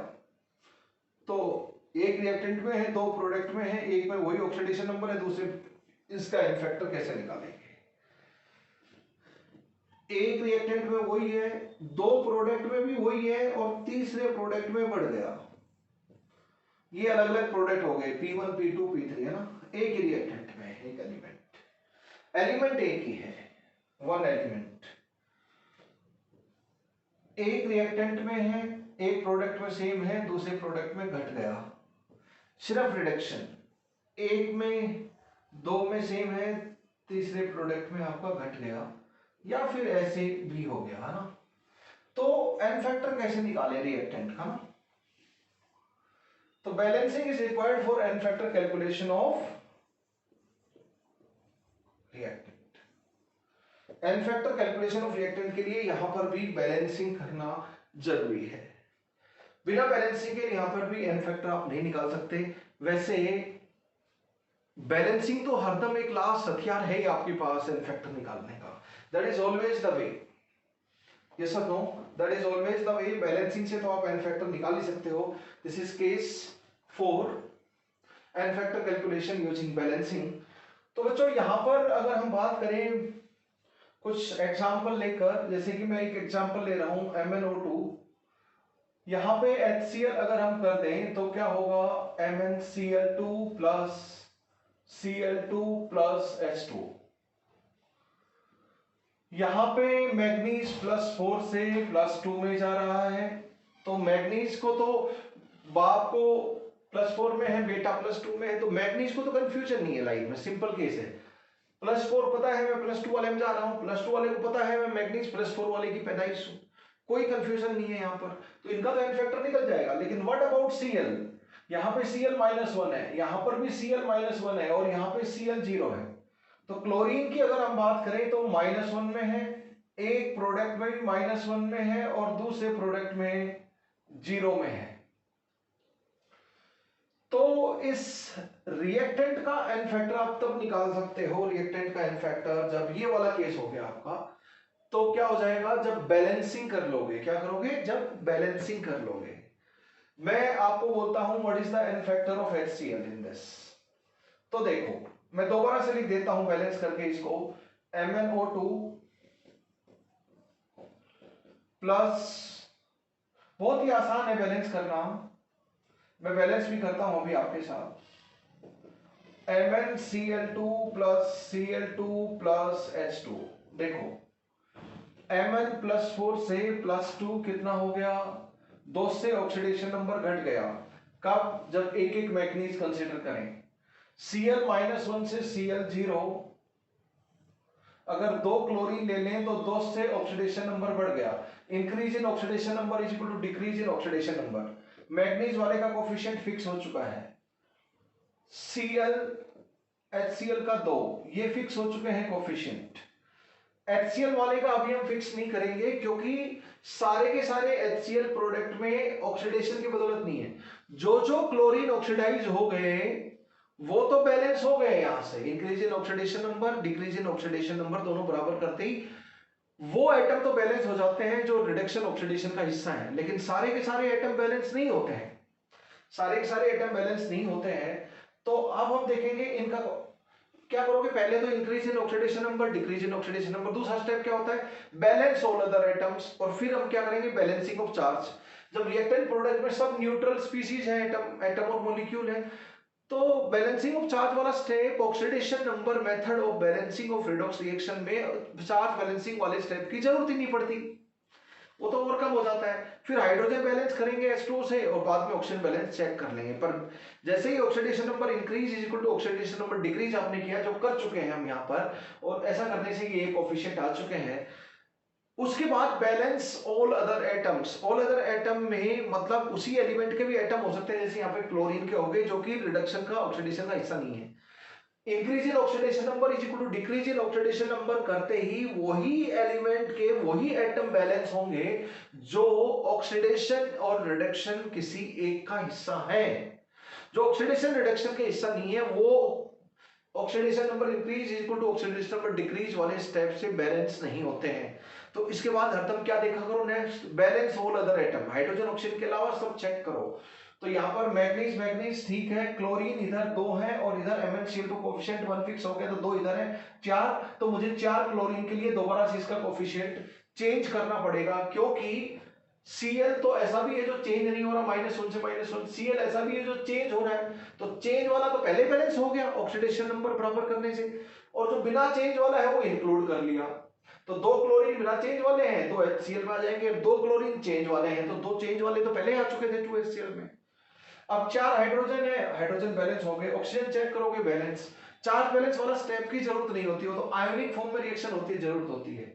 बताओ, तो increase in oxidation number 2, decrease in oxidation number 2। तो बताओ नंबर ऑफ इलेक्ट्रॉन लॉस्ट और नंबर ऑफ इलेक्ट्रॉन क्या हो गए, 2 and 2।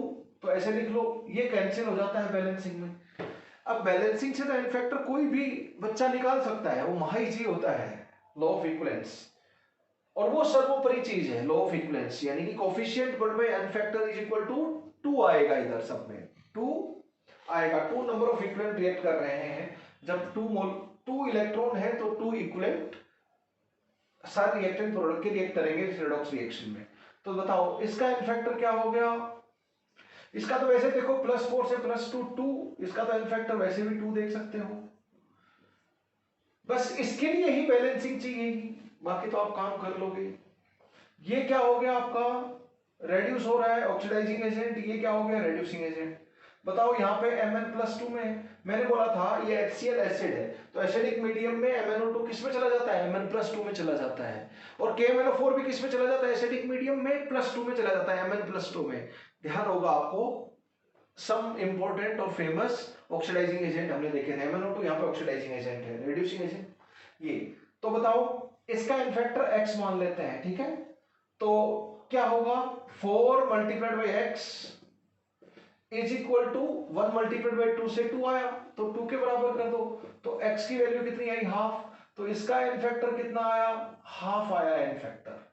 तो बैलेंसिंग कर ली तो एन फैक्टर आ गया, यही तो पूछा है, एन फैक्टर क्या है HCl का। अब सबका एन फैक्टर निकल जाएगा, 1 × 2 2, 4 × हाफ वो भी 2। तो इसको 1 को किससे मल्टीप्लाई करूं, 2 आ जाए 2। 1 को किससे मल्टीप्लाई करूं कि 2 आ जाए 2। इसको किससे मल्टीप्लाई करूं कि 2 आ जाए 1। हालांकि इसका कोई भी ऑक्सीडेशन रिडक्शन में हिस्सा ही नहीं ले रहा, कोई नहीं पूछेगा इसके बारे में, बट निकालना चाहो तो निकाल सकते हो। बैलेंसिंग के बाद तो सबका एन फैक्टर निकल जाता है बिंदास, नॉट ए प्रॉब्लम। तो बैलेंसिंग इज द अल्टीमेट वे। तो यहाँ पे इक्विवेलेंट वेट ऑफ HCl क्या हो गया, m divide by n factor. N factor half है आपका, तो क्या आ गया 2m। 2m ऑफ HCl कितना है, 36.5 ग्राम। इक्विवेलेंट वेट को ग्राम पर इक्विवेलेंट में, ग्राम इक्विवेलेंट वेट की यूनिट और ग्राम मोलर वेट की यूनिट क्या है, ग्राम पर मोल, तो ये ग्राम पर इक्विवेलेंट लिख देंगे हम लोग। तो 2m हो गया इसका इक्विवेलेंट वेट, m तो मोलर मास है, वो सबको पता ही है। ये एक इंपॉर्टेंट केस होता है, this is important case, this is important case. तो रिएक्टेंट,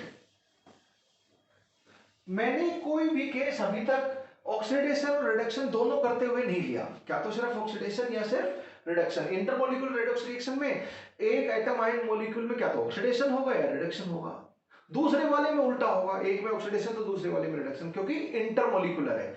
एक molecule atom ion molecule oxidise होगा, दूसरा एटम आयन मॉलिक्यूल रेड्यूस होगा। इसलिए मैं सिर्फ ऑक्सीडेशन ले रहा हूं या सिर्फ रिडक्शन, क्योंकि इंटरमोलिक्यूलर रेडॉक्स रिएक्शन के सारे केसेस हैं, 4 केसेस अभी तक देखे हैं। अब मैं एक क्वेश्चन देता हूं, इसको, इसमें आप बोलोगे सर वो डेफिनेशन एप्लीकेबल है क्या, नंबर ऑफ इलेक्ट्रॉन वाली। हाँ भाई, ये इलेक्ट्रॉन से तो एवरेज निकाले हैं, तो नंबर ऑफ इलेक्ट्रॉन एक्सचेंज पर मॉलिक्यूल ही एन फैक्टर निकाल रहे हो। देख लो आप इसको, 4 HCl -1 में है, 2 Cl इधर -1 में है और 2 Cl 0 है। तो 4 HCl में से 2 Cl तो 4 Cl माइनस थे इधर, जिसमें से 2 तो Cl -1 है और 2 Cl Cl2 वाले 0 में है, तो इनके नाम का 0 इलेक्ट्रॉन, 2 Cl लिख लो, और इनके नाम के 0 इलेक्ट्रॉन है और इनके नाम के 2 इलेक्ट्रॉन है, तो टोटल 4 HCl के नाम के 2 इलेक्ट्रॉन हो गए। तो 4 HCl के नाम के 2 इलेक्ट्रॉन, तो 1 HCl के नाम के हाफ इलेक्ट्रॉन हो गया, एवरेज जो लॉस हुआ। तो एन फैक्टर क्या होता है, ऑन एन एवरेज पर मॉलिक्यूल कितने इलेक्ट्रॉन लॉस हुए, वही तो एन फैक्टर था, हाफ इसका, ये तो एन फैक्टर था। तो एन फैक्टर तो वही आ रहा है, क्या, average number of electron loss और gain by 1 unit of chemical species, वही है एन फैक्टर की डेफिनेशन तो एक ही है, बट केसेस अलग अलग हम लोग बना रहे हैं फॉर कन्वीनियंस। इन्हीं में से कोई केस मिलेगा आपको for questions. Find equivalent weight of underline chemical species. First question, K2Cr2O7 plus HCl, बहुत ही कॉमन एग्जांपल है, KCl CrCl3 Cl2 plus H2, HCl का इक्विवेलेंट वेट निकालो। दूसरा क्वेश्चन, CuSO4 है प्लस पोटेशियम आयोडाइड, आपका हो गया Cu2I2 plus I2 plus K2SO4, तो बताओ Ki का एन फैक्टर कितना है, Ki का एन फैक्टर कितना है, ये आपको बताना है। ठीक है, बैलेंसिंग रिक्वायर्ड है इनके लिए, क्योंकि मैं इसी केस 4 के एग्जांपल है ये। देखो जरा, पोटेशियम तो +1+1, हाइड्रोजन ऑक्सीजन के अलावा बाकी सब देखते हैं, ऑक्सीडेशन रिडक्शन का हिस्सा पहले। तो ये तो K2Cr2O7 तो सबको पता है, फेमस ऑक्सीडाइजिंग एजेंट है, +6 से +3। क्रोमियम का तो एन फैक्टर कोई भी निकाल देगा, क्या होगा, +6 से +3, 3 इलेक्ट्रॉन, तो 2 क्रोमियम है तो इसका एन फैक्टर कितना आ गया, 6, और इसका एन फैक्टर 1 क्रोमियम है तो 3 आ गया। एक क्रोमियम एटम के 3 इलेक्ट्रॉन है, ये तो डायरेक्टली, क्योंकि बाप को बेटे और बेटे को बाप के बारे में कंफ्यूजन नहीं है यहाँ पर। लेकिन यहाँ पर अगर मैं बात करूं तो बच्चों, यहाँ पे थोड़ा पेचीदा मामला आ गया। क्रोमियम छोड़ देता हूं मैं, इसको हटा दो, -1 है, यहाँ पे भी क्लोरीन -1 है, यहाँ पे क्लोरीन 0 है। तो क्लोरीन की क्या सिचुएशन है, -1 एक रिएक्टेंट में है, एक 2 प्रोडक्ट में -1 ही है, और एक प्रोडक्ट में 0 है। तो इसका तो बैलेंसिंग से निकलेगा, ये तो केस 4 हो गया। तो HCl का तो बैलेंसिंग से ही निकलेगा, तो बैलेंसिंग कर लेंगे हम लोग। ठीक है, तो देखो इक्विवेलेंट वेट ऑफ HCl निकालना है, यहां जगह बना लेता हूं मैं, +6 से +3 हो गया, तो ये क्या हो गया आपका, पोटेशियम +1+1 है, छोड़ो, हाइड्रोजन ऑक्सीजन दोनों, हाइड्रोजन एसिड में H2 +1 में रेडॉक्स का पार्ट नहीं है, ऑक्सीजन -2 और -2 रेडॉक्स का पार्ट नहीं है। ये हो गया आपका रिडक्शन, और HCl से Cl2 ये हो गया आपका ऑक्सीडेशन हाफ। लेकिन सारे क्लोरीन बैलेंस नहीं होंगे। Oxidation, increase in oxidation number is equal to decrease in oxidation number से, increase in oxidation number is equal to decrease in oxidation number से वही एटम बैलेंस होते हैं एलिमेंट के जो ऑक्सीडेशन या रिडक्शन का हिस्सा होते हैं।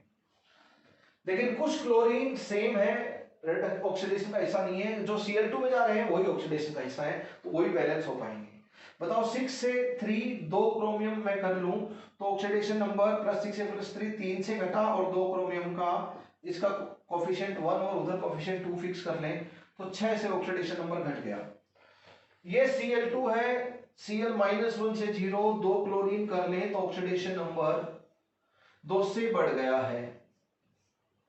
लेकिन ऑक्सीडेशन नंबर 6 से घट रहा है, 2 से बढ़ रहा है। 2 और 6 का एलसीएम 6 होता है, तो 6 से घट रहा है, 6 से ही बढ़ा लेते हैं। तो इसको क्या करेंगे, 3 से मल्टीप्लाई कर देते हैं, 3 से मल्टीप्लाई और इसको भी 3 से मल्टीप्लाई, तो ये क्या हो जाएगा 6 से इंक्रीज हो गया। क्या कर लिया, इंक्रीज इन ऑक्सीडेशन नंबर और डिक्रीज इन ऑक्सीडेशन नंबर को बराबर कर लिया। ये तो पहला काम oxidation number method of balancing redox reaction में करना ही करना है। यस और नो, ये तो राम नाम का करना ही है। क्रोमियम तो सब रेड्यूस हो रहे हैं तो क्रोमियम तो बैलेंसिंग हो चुकी है, लेकिन क्लोरीन कुछ सेम ऑक्सीडेशन स्टेट में है वो बैलेंस नहीं हुए, लेकिन जो ऑक्सीडाइज हो रहे हैं Cl2 में जा रहे हैं वो 6 तो बैलेंस हो गए। तो ये कोफिशिएंट फिक्स हो चुका है, ये कोफिशिएंट फिक्स हो चुका है, ये कोफिशिएंट फिक्स हो चुका है, पर ये फिक्स नहीं हुआ क्योंकि सारे के सारे क्लोरीन का हिसाब किताब नहीं हुआ है अभी। पहला क्या होता है step oxidation number of balancing redox reaction में, increase in oxidation number is equal to decrease in oxidation number. जिस बच्चे ने ये कर लिया मतलब गढ़ जीत चुके हैं वो लोग। बाकी की चीजें आसान है, बाकी तो 10th में जैसे हिट एंड ट्रायल करते थे वैसे करोगे तो भी हो जाएगा, टुल्लू टप्पू होते हैं आगे के स्टेप। तो अब बैलेंस ऑल अदर आइटम्स जरूर देखो, 2 पोटासियम है इधर तो इसका कोफिशिएंट भी फिक्स हो जाएगा, 2 पोटासियम हो गया। अब इसका कोफिशिएंट फिक्स हो गया, इसका कोफिशिएंट फिक्स हो गया, इसका हो गया, लेकिन क्लोरीन का फिक्स नहीं हुआ है ना, क्लोरीन का फिक्स नहीं हुआ है। तो क्या करेंगे, 2 क्लोरीन और 6 क्लोरीन 8 + 6 14 क्लोरीन हो गए। तो क्लोरीन को बैलेंस करने के लिए 14 तो करना पड़ेगा। अब उसके बाद चार्ज वाला स्टेप तो जरूरत ही नहीं है। अब ये आपने increase in oxidation number is equal to decrease in oxidation number कर लिया, तो ऑक्सीडेशन नंबर को चाहे आप हटा दो, अब जरूरत नहीं पड़ने वाली oxidation number method of balancing redox reaction में। तो अब balancing of oxidation number increase decrease in oxidation number दोनों बराबर कर दिए, फिर उसके बाद बैलेंस होल अदर आइटम कर दिया। उसके बाद हम देखेंगे चार तो सब न्यूट्रल है, जरूरत नहीं है उस स्टेप की। उसके बाद हाइड्रोजन बैलेंस, यहाँ पे 14 हाइड्रोजन है, यहाँ पर क्या करें, अब 14 होगी, दोनों साइड हाइड्रोजन बैलेंस होगी। चेक करो ऑक्सीजन 7 ऑक्सीजन है, इधर भी 7 ऑक्सीजन अपने आप बैलेंस है। थैंक्स गॉड सारी कंडीशन चेक कर ली। एक ये है तो अब कॉमन भी नहीं आएगा, this is perfectly balance chemical equation है ना। 3 प्राइम नंबर है, 2 है, 3 प्राइम नंबर है तो कुछ भी कॉमन भी नहीं आएगा, 7 है प्राइम नंबर तो कुछ भी कॉमन नहीं आएगा। अब बताओ 6 से इंक्रीज हुआ था आपका ऑक्सीडेशन नंबर और 6 से ही डिक्रीज हुआ था। Increase in oxidation number and decrease in oxidation number 6 है, तो 6 इलेक्ट्रॉन लॉस्ट हुए होंगे और 6 इलेक्ट्रॉन गेन हुए होंगे। बैलेंसिंग के टाइम पे ऐसा हुआ होगा, इसमें दो राय नहीं है। Number of electron exchange in the reaction 6 है। अब एन फैक्टर निकालना चाहो तो 6 करो सबको, तो 1 मल्टीप्लाइड बाय क्या करूं 6 आ जाए। मान लो इसका एन फैक्टर x है तो क्या करूंगा 14 multiplied by x is equal to 6, x की वैल्यू 6/14 यानी कि 3/7। तो what is the n factor of HCl, बिना बैलेंसिंग के नहीं निकलेगा 3/7। इसका एन फैक्टर कितना हो गया, 6 करने के लिए 3 करेंगे, इसका एन फैक्टर 2 हो गया। आप कोई बोले HCl का एन फैक्टर भी 3 लेना पड़ेगा, हालांकि KCl और H2O में ना कोई ऑक्सीडाइज हो रहा है, हाइड्रोजन ऑक्सीजन कोई भी ऑक्सीडेशन रिडक्शन का हिस्सा नहीं है, KNCl कोई भी ऑक्सीडेशन रिडक्शन का इसमें तो हिस्सा नहीं है, इसमें Cl-1 इधर भी -1, पर बैलेंसिंग से तो एन फैक्टर निकाल सकते हो आप आराम से। क्या हो गया 6 करना है तो 1 मल्टीप्लाइड बाय 6 तो 2 मल्टीप्लाइड बाय, अब देखो इसका एन फैक्टर भी 3 हो जाएगा पर जरूरत नहीं है, उसका एन फैक्टर आपका 6/7 हो जाएगा H2O का एन फैक्टर, बट रिक्वायर्ड नहीं है। देखो मान लो ये इलेक्ट्रॉन भी आप नहीं बता पाते हो और एन फैक्टर निकालना है आपको, मान लो एन फैक्टर आपको इसका निकालना है जो 3/7 आया, तो आप एक का एन फैक्टर निकाल लो तो बाकी सबका बैलेंसिंग से अपने आप आ जाता है, लॉ ऑफ इक्विवेलेंस से। क्या करोगे भाई, ऐसा देखो जो सिंपलेस्ट केसिबल हो, बाप का बेटे का कंफर्मेशन और बेटे को बाप का। तो क्रोमियम ऐसा है जिसमें धोखा ही नहीं है, तो क्रोमियम +6 से +3 में जा रहा है, कोई कंफ्यूजन ही नहीं है। 3 इलेक्ट्रॉन 2 क्रोमियम है, तो इसका तो एन फैक्टर 6 आ गया ना। एक का एन फैक्टर पता है और बैलेंसिंग पता है तो सबका एन फैक्टर निकाल सकते हो, लॉ ऑफ इक्विवेलेंस निकाल के। 1 मल्टीप्लाइड बाय 6, 6 सबको 6 करो, इसको किससे मल्टीप्लाई करें कि 6 आ जाएगा, 14 मल्टीप्लाई 3/7 6 आ गया। इसको किससे मल्टीप्लाई करें, 2 को 6 आ जाए 3, किससे मल्टीप्लाई करें 6 आ जाए, किससे मल्टीप्लाई करें 6 आ जाए, किससे मल्टीप्लाई करें 6 आ जाए, तो सबका एन फैक्टर आ जाएगा भाग भाग के। हमें तो HCl का पूछा था, तो इक्विवेलेंट वेट ऑफ HCl कितना आ गया, उसका मोलर मास ऑफ HCl, इसका मोलर मास कितना आ गया 36.5 gram per mole, divide by n factor of HCl, तो ये आ गया 7m/3, और m की वैल्यू जानते हो 36.5 है, तो इक्विवेलेंट वेट ऑफ HCl आ गया। यही क्वेश्चन पूछा था, एन फैक्टर आते ही तो this is not a big deal. तो दोस्तों एक का एन फैक्टर पता है तो बाकी सबका आप बिंदास निकाल सकते हो। बैलेंस करना पड़ेगा, बैलेंस करेंगे तो हम लोग यहां पे 2 कॉपर है, ये तो वैसे बैलेंस हो जाएगा, आओ रेना चली लगाने की जरूरत नहीं है, नहीं तो लगा लो। यहां पे कॉपर +2 है, यहां पे कॉपर +1 है, यहाँ पे आयोडीन -1 है, यहाँ पे आयोडीन -1 है, यहाँ पे आयोडीन 0 है। पोटासियम दोनों साइड +1 है, और सल्फेट यहाँ पे भी सल्फेट, तो सल्फर +6 में छोड़ दो उसको। Cu +2 से +1 ऑक्सीडेशन नंबर 1 से घटा, लेकिन 2 कॉपर की हम बात कर रहे हैं, एक कोफिशिएंट, तो 2 से ऑक्सीडेशन नंबर घट गया। आयोडीन से ये 0 से -1 से 0, 1 से ऑक्सीडेशन नंबर बढ़ा, 2 आयोडीन ले लेते हैं क्योंकि I2 है इधर, तो 2 से ऑक्सीडेशन नंबर बढ़ा। तो increase in oxidation number is equal to decrease in oxidation number से वो सब एटम तो बैलेंस हो गए जो कि रिडक्शन ऑक्सीडेशन का हिस्सा है, तो यानी कि कॉपर तो सिर्फ रिडक्शन का हिस्सा है। आयोडीन क्या हो रहा है, आयोडीन -1 में है एक रिएक्टेंट में, दूसरे में भी -1 में है इधर, और एक में 0 में है, एक प्रोडक्ट में यहाँ पर I2 में है ना, ये I2 हो गया, ये CO2I2 हो गया, ये Ki हो गया रिएक्टेंट। तो इसका बैलेंसिंग की जरूरत पड़ेगी, तो इसमें सारे के सारे आयोडीन ऑक्सीडाइज नहीं हो रहे हैं, 0 नहीं जा रहे हैं, कुछ -1 में भी है, तो उसका हिसाब किताब बाद में करना पड़ेगा। अब इसका हम हटा देते हैं n factor, sorry oxidation state, ये काम हो गया, increase in oxidation number equal to decrease in oxidation number, तो इसका तो कोफिशिएंट फिक्स हो चुका है, CO2I2 का भी कोफिशिएंट फिक्स हो चुका, इसका भी कोफिशिएंट फिक्स हो चुका। अब Ki का करना पड़ेगा हमें, तो देखो बच्चों 2CuSO4 है, तो बैलेंस होल अदर एटम में पोटेशियम सल्फर बच गए, और आयोडीन भी और बाकी के देखने पड़ेंगे, तो इसका दोनों कोफिशिएंट फिक्स है, 1 और 1, तो आयोडीन 2 इधर 2 इधर 4 हो गए, तो इधर 4 आयोडीन करने के लिए अब पोटेशियम 4 हो गए, तो पोटेशियम सल्फेट इधर 2 हो गए, इधर भी 2, हेंस बैलेंस्ड।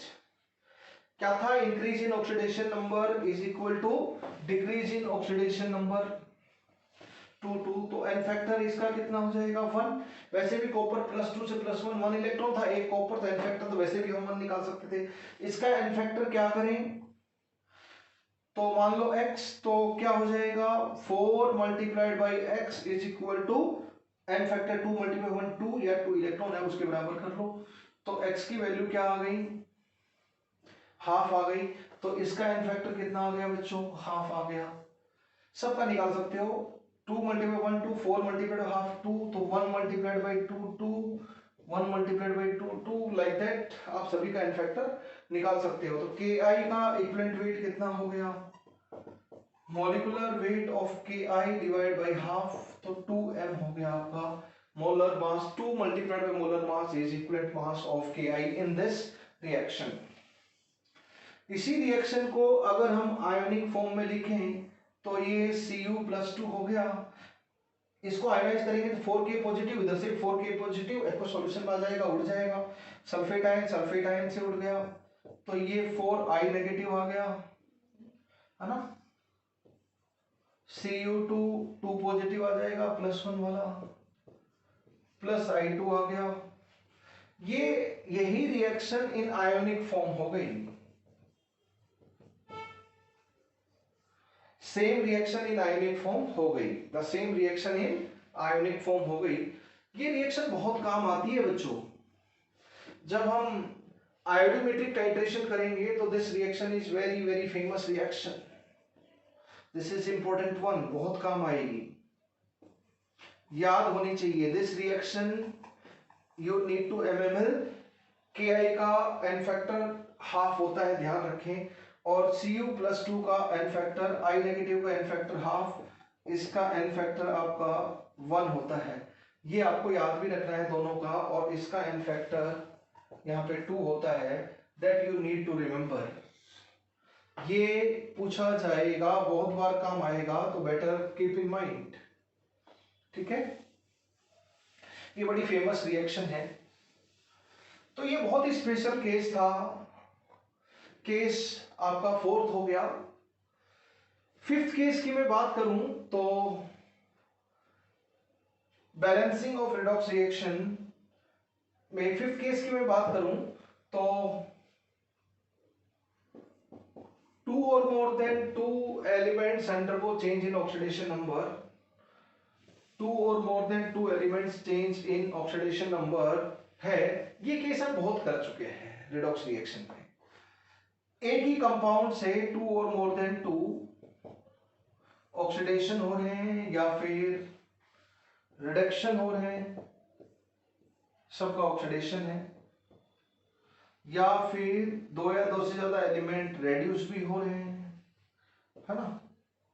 यहाँ पे हम ऑक्सीडेशन की बात कर रहे हैं, यहाँ पे हम रिडक्शन की बात कर रहे हैं। 2 या 2 से ज्यादा एलिमेंट रेड्यूस हो रहे हैं, प्रोडक्ट में जाएंगे रेड्यूस होकर, तो इनका अगर हम एन फैक्टर निकालें तो डायरेक्टली निकल जाता है। ऐसे बहुत सारे एग्जांपल हमने रेडॉक्स रिएक्शन में लिए हैं, दीज आर वेरी कॉमन, ये हम जानते हैं पहले से। और प्रोडक्ट के एन फैक्टर के लिए यहाँ पर भी बैलेंसिंग चाहिए, पर रिएक्टेंट का एन फैक्टर तो डायरेक्टली निकल जाएगा। ऐसे एग्जाम्पल हमने बहुत लिए हैं, 1-2 एग्जाम्पल मैं ले लेता हूं और बाकी आप लोग फिर कर लेना। FeC2O4, Fe+2 ऑक्सीडाइजिंग एजेंट के साथ आपको पता है Fe+3 में जाता है, और ऑक्सीडेट आयन है वो CO2 में जाता है, याद हो गया होगा। इसका एन फैक्टर बताओ, SnC2O4, Sn+2 है रिएक्टेंट साइड, तो यहाँ पर ऑक्सीडाइज होकर इसमें चला गया, और ऑक्सीडेट आयन तो ऑक्सीडाइज होकर CO2 में आदत पड़ गई होगी अभी तो, यस और नो। अगर मैं और एग्जांपल लूं इसके तो this is FeS2, Fe2O3 and SO2, right, Cu3p, Cu+2 plus phosphate ion, इसका taking more example, FeCN6-4, तो Fe+3 हो गई, प्लस कार्बोनेट आयन हो गया, प्लस नाइट्रेट आयन हो गया, इसका बताओ। एंड लास्ट, ये काफी कॉम्प्लिकेटेड केस होता है, तो यहाँ पर Pb3O4 में चला गया लेड, तो और ये नाइट्रिक ऑक्साइड में चला गया नाइट्रोजन। इन सब में 2 और मोर देन 2 एलिमेंट क्या तो ऑक्सीडेशन में जा रहे हैं या फिर रिडक्शन में जा रहे हैं। ये तो मैंने ऑक्सीडेशन वाले ही एग्जांपल लिखे हैं। तो रिएक्टेंट का इफेक्ट मैंने पूछा, अंडरलाइन कर दिया। तो देखो, इसको तोड़कर देखोगे, Fe+2 है और ऑक्सीलेट आयन है, यहाँ पे Sn स्टेनलेस आयन है और ऑक्सीलेट आयन है, तोड़कर तो आपको देखना आता है। तो Fe+2 है, यहाँ पे ऑक्सीलेट में कार्बन रट गया होगा, +3 में है, यहाँ पे +2 से +3 आयरन, और CO2 में कार्बन +4, तो ये भी ऑक्सीडाइज हुआ और ये भी ऑक्सीडाइज, ऑक्सीजन ऑक्सीडाइज नहीं हुआ, तो 1 से 2 या 2 से ज्यादा एलिमेंट ऑक्सीडाइज हुए। यहाँ पे Sn किस में है, +2 में है, और ऑक्सीलेट में कार्बन +4, तो इधर +4। टिन भी ऑक्सीडाइज हुआ और ये भी ऑक्सीडाइज हुआ, ये हम देखते हैं। ध्यान होगा ये FeH2 में H2 - 2 छुपा हुआ है, याद होगा आपको, किया था हमने ही, है ना। इसमें Cu+1 और P-3 छुपा हुआ है।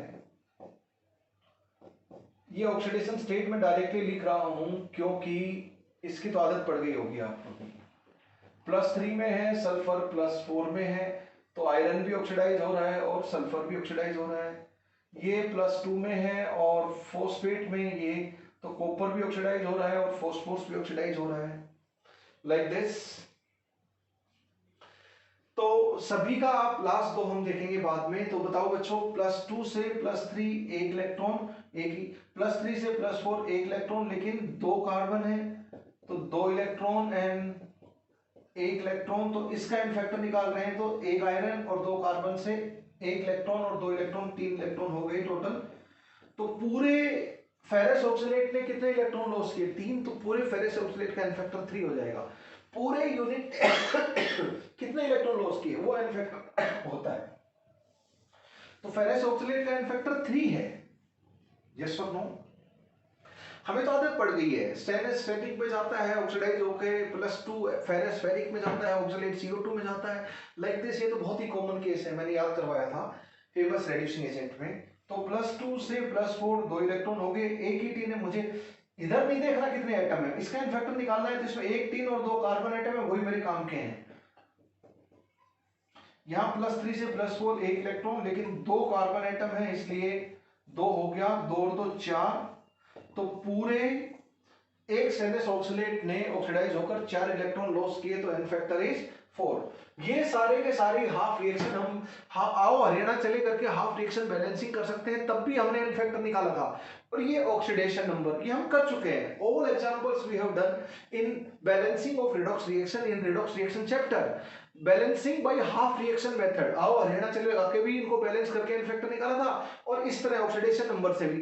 ऑक्सीडेशन नंबर से जल्दी निकलता है एन फैक्टर, इसलिए यहाँ पर तो इस चैप्टर में इक्विवेलेंट कॉन्सेप्ट एन फैक्टर निकाल रहे हैं, तो हम ऑक्सीडेशन नंबर वाले मेथड से निकाल रहे हैं, उससे जल्दी होता है। पर 2 एलिमेंट यहाँ पर ऑक्सीडेशन का हिस्सा है एक ही कंपाउंड से। यहां पर अगर हम बात करें तो +2 से +3 1 इलेक्ट्रॉन और एक ही आयरन है, -1 से +4 5 इलेक्ट्रॉन, लेकिन 2 सल्फर है 10 इलेक्ट्रॉन, तो 10 और 1 11, तो एन फैक्टर इसका 11। इक्विवेलेंट वेट कितना हो गया FeH2 का? m/11 इक्विवेलेंट वेट हो गया। +1 से +3 1 इलेक्ट्रॉन, लेकिन 3 कॉपर है, तो 3 इलेक्ट्रॉन तो कॉपर के नाम के हो गए। -3 से +5 8 इलेक्ट्रॉन, लेकिन एक ही फॉस्फोरस है, इसलिए 8 इलेक्ट्रॉन फॉस्फोरस के नाम के, तो इसका एन फैक्टर हो गया 11। एम फैक्टर यहां पर भी 11 हो गया और उधर भी 10 और 1 11 हो गया। फाइन। तो ये आपका दोनों केस में एन फैक्टर, ये आप जानते हो। दिस इज द केस, यहां पे साइनाइड छुपा हुआ है। आपको पता है साइनाइड और आइसोसाइनाइड में कार्बन किस में होता है? कार्बन +2 में होता है। साइनेट में, आइसोसाइनेट में, थायोसाइनेट में, आइसोथायोसाइनेट में, सब में कार्बन किस में होता है? +4 में होता है। होप यू रिमेंबर इट, है ना, काम आएगा रेडॉक्स टाइट्रेशन में। ये सब साइनाइड में, बाकी नाइट्रोजन सब में -3 में है, ऑक्सीजन और सल्फर -2 में है, जो कॉमन होते हैं, उसमें कोई चेंज नहीं है, बस कार्बन का स्पेसिफिक है इधर। यहाँ आयरन की ऑक्सीडेशन स्टेट मान लेते हैं X, साइनाइड आयन के ऊपर चार्ज -1, 6 साइनाइड आयन है, नेट चार्ज -1, तो ये आ गया आयरन +2 में। आयरन क्या आ गया? +2 में आ गया। तो यहां पे आयरन +2 में है, कार्बन +2 में है। मैं थोड़ा बड़ा लिख लेता हूं, FeCN6 - 4 किस में जा रहा है? Fe+3 में जा रहा है, कार्बोनेट में और नाइट्रेट में। यहाँ पे नाइट्रोजन +5 में है, यहाँ कार्बन +4 में है, यहाँ पे आयरन +3 में है, यहाँ पे नाइट्रोजन -3 में है, यहाँ कार्बन +2 में है और यहाँ आयरन भी +2 में है। तो +2 से +3 आयरन का 1 इलेक्ट्रॉन, यहाँ पे एक ही आयरन है, हम तो इसका एन फैक्टर निकाल रहे हैं, तो इसमें एटम देखेंगे 1 हो गया। देखो इधर +2 से +4 2 इलेक्ट्रॉन हो गए, लेकिन 6 कार्बन है, 12 इलेक्ट्रॉन हो गए सारे कार्बन का। -3 से +5 8 इलेक्ट्रॉन, लेकिन 6 नाइट्रोजन है CN6 में, तो 48 इलेक्ट्रॉन हो गया। तो 48 + 12 60 + 1 61, तो इसका एन फैक्टर 61 हो गया। ये बैलेंसिंग में हमने यूज किया था। आओ अरेना चलेसिस को बैलेंस भी किया था हम लोगों ने, एन फैक्टर वहां पर भी निकाला था 61। इसका एन फैक्टर 61 हो गया आपका एन फैक्टर। तो इक्विवेलेंट वेट कितना हो जाएगा इसका, m/61 हो जाएगा इक्विवेलेंट वेट इसका। m इसका निकाल लोगे आयन का, वो आप जानते हो। सेम वे इसका लेड एजाइड है, तो इसमें Pb+2 छुपा हुआ है, और एजाइड आयन ये होगा, याद हो गया होगा अभी तक। यहाँ पे ऑक्सीडेशन स्टेट -1/3 होती है, तो +2 है और -1/3 ऑक्सीडेशन स्टेट है नाइट्रोजन की। यहाँ पर एवरेज से हम लोग काम चलाते हैं, तो +2 से +8/3 ऑक्सीडेशन हुआ, और ऑक्सीडेशन ये पूरा ऑक्सीडेशन ही है। देखो 2 से 8/3, तो 8/3 - 2 = 2/3 इलेक्ट्रॉन, और नाइट्रोजन -1/3 से 2, ये हो गया आपका लेड का।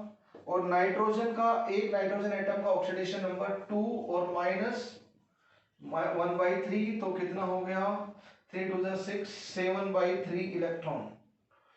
एक नाइट्रोजन एटम का इतना हो गया, तो ये कितना हो गया 2/3 इलेक्ट्रॉन, और एक ही लेड है, तो 2/3 इलेक्ट्रॉन हो गए एक लेड के नाम का। ये कितना है 7/3 इलेक्ट्रॉन होने ने एवरेज, और मेरे पास 6 नाइट्रोजन है, तो 6, तो ये 14 इलेक्ट्रॉन हो गए।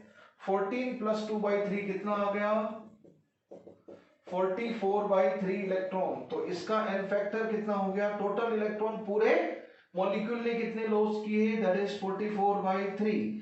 तो इसका इक्विवेलेंट वेट अगर मैं देखूं तो m/44/3, यानी कि मेरा आंसर आ गया 3m/44। m तो निकाल ही लोगे, मोलर मास तो आपको निकालना आता है। लेड का 207 होता है, नाइट्रोजन का 14 होता है, तो 1 × 207 + 6 × 14 से m की वैल्यू आ जाएगी। ये तो बहुत ही इजी है। ये क्वेश्चन आपने कर लिए, तो बाकी सब आप कर लोगे, ये आप जानते हो, पहले से कर चुके हो दिस केस। तो ये सब केसेस होंगे। और इंटरमोलिकुलर रेडॉक्स रिएक्शन में मैं एक केस और आपको बोलूं कि भाई केस 5 हो गए, केस 6 भी मैं आपको बोलूं तो none of element of compound of a compound are part of oxidation or reduction। अगर कोई भी एलिमेंट ऑक्सीडेशन रिडक्शन का बहुत एग्जांपल कर चुके हैं इसका, तो कैसे करेंगे, n factor calculation by balancing. Balancing तो लास्ट तरीका है ही, बैलेंसिंग करेंगे, कर चुके हैं हम बहुत सारे रिएक्टेंट प्रोडक्ट में। ऐसे कंपाउंड थे जिसमें कोई भी एलिमेंट ऑक्सीडेशन रिडक्शन का हिस्सा नहीं थे, तो वो आप बैलेंसिंग से कर लोगे। जैसे मैं एक एग्जांपल लेता हूं, Pb + PbO2 + H2SO4, PbSO4 + H2O। Actually मैं बोलूंगा what is the equivalent weight of H2SO4 in this, बाकी तो आप निकाल लोगे। ये कॉम प्रोपोर्शनेशन रिएक्शन का एग्जांपल है। तो H2SO4 में हाइड्रोजन +1 में है, इधर भी हाइड्रोजन +1 में, हाइड्रोजन ऑक्सीडेशन रिडक्शन का हिस्सा नहीं है। यहाँ सल्फ्यूरिक एसिड में सल्फर +6 में, यहाँ सल्फेट है, वहां तो सल्फ्यूरिक एसिड और सल्फेट, दुनिया के सब सल्फेट में सल्फर सेम में होता है +6 में, तो सल्फर भी ऑक्सीडेशन रिडक्शन का हिस्सा नहीं है। ऑक्सीजन सब जगह -2 है रिएक्टेंट प्रोडक्ट में, तो इसका हाइड्रोजन सल्फर ऑक्सीजन कोई भी ना ऑक्सीडेशन ना रिडक्शन किसी का हिस्सा नहीं है। तो इसके लिए क्या तरीका है, बैलेंसिंग। सब पेचीदे सिचुएशन का case 4, case 5 and case 3 case 4 and case 6 सब में बैलेंसिंग की जरूरत है। इनका आप निकाल सकते हो। बैलेंसिंग कर लेते हैं। PbO, PbO2, 2H2SO4, 2PbSO4, 2H2। Balance हो गया आपका, बहुत ही आसान है बैलेंसिंग। ये Pb 0 में है और ये Pb+4 में है, प्रोडक्ट में Pb+2 में है। तो 0 से ऑक्सीडाइज होकर भी +2 में गया और +4 से रेड्यूस होके भी। इस रिएक्शन को एक ही element comproportionation redox reaction बोलते हैं। डिस्प्रोपोर्शनेशन का उल्टा है ये, अगर आपको ध्यान हो तो। पर बैलेंसिंग से तो आप निकाल ही सकते हो। नोट है, this is com proportionation reaction, yes और नो। वैसे बोलेंगे तो ये ऑक्सीडाइज हो रहा है, ये रेड्यूस, तो इंटरमोलिकुलर रिडॉक्स रिएक्शन भी है ये। Com proportionation intermolecular redox reaction का केस है। तो यहां पर अगर हम देखें तो 0 से +2 इसको तो कंफ्यूजन नहीं है, +4 से +2 इसको भी कंफ्यूजन नहीं है। तो इसका तो एन फैक्टर आप निकाल सकते हो।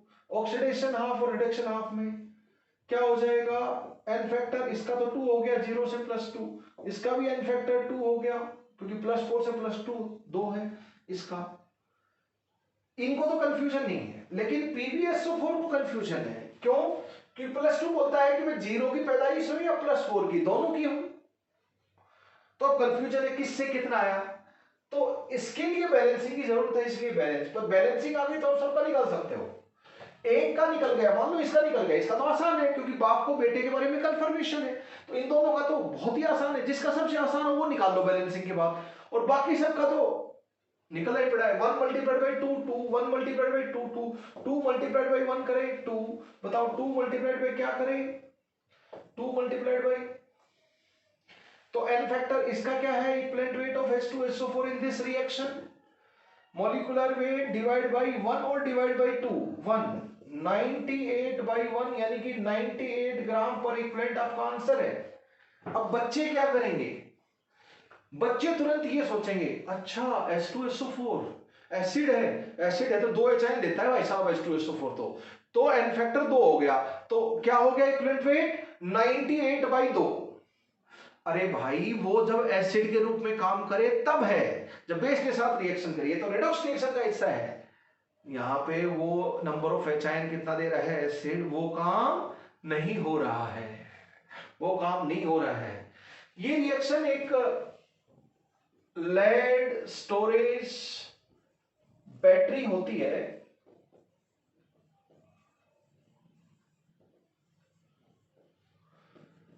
Lead storage battery car truck बड़े बड़े हैवी व्हीकल्स में यूज करते हैं। लेड स्टोरेज बैटरी बड़े बड़े साधनों में हम यूज करते हैं, हैवी व्हीकल्स में यूज करते हैं लेड स्टोरेज बैटरी। तो लेड स्टोरेज बैटरी जब डिस्चार्ज होती है लेड स्टोरेज बैटरी, तो ये केमिकल रिएक्शन होती है, रेडॉक्स रिएक्शन होती है लेड स्टोरेज बैटरी में। तो यहाँ पे H2SO4 का ये क्वेश्चन IIT में पूछ चुके हैं already. N factor of H2SO4 equivalent weight of H2SO4 98 gram है, 98 डिवाइड बाई 2 49 ग्राम नहीं है। ये क्वेश्चन IIT में पूछ चुके हैं और ये क्वेश्चन बहुत इंटरेस्टिंग क्वेश्चन है, आप लोग कर सकते हो। भाई कौन सी रिएक्शन का हिस्सा है, अगर H2SO4 आपका इस रिएक्शन का हिस्सा हो तो इसका एन फैक्टर 2 है, तो इक्विवेलेंट वेट H2SO4 का क्या हो जाएगा m/2 यानी कि 98/2, इसका m होता है 98, इसका m कितना है 98 ग्राम पर मोल, तो ये तो 49 आ गया, लेकिन यहां पर 98 है। तो एक ही यहां एसिड बेस रिएक्शन हो गई। एसिड का फैक्टर क्या होता है, कितने एचाइन दे रहा है, 2 एचाइन दे रहा है, क्योंकि H2SO4 के 2 एचाइन से 2 Na पॉजिटिव आयन आ गए, 2 एचाइन फर्नेस हो गए, इसका मतलब यही है।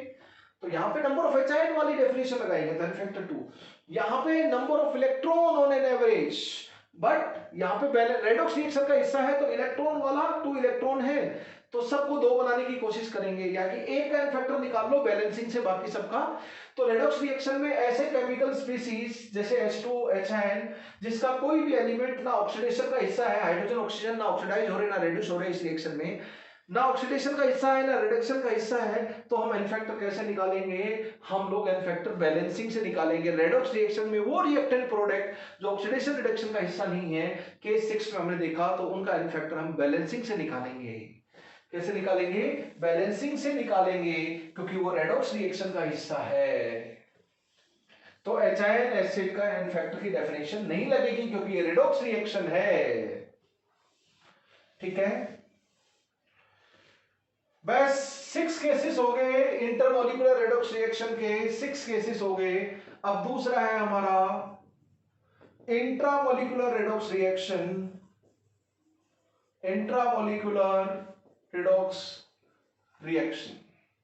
मैं एग्जांपल लेता हूं, जैसे KClO3 giving KCl plus O2।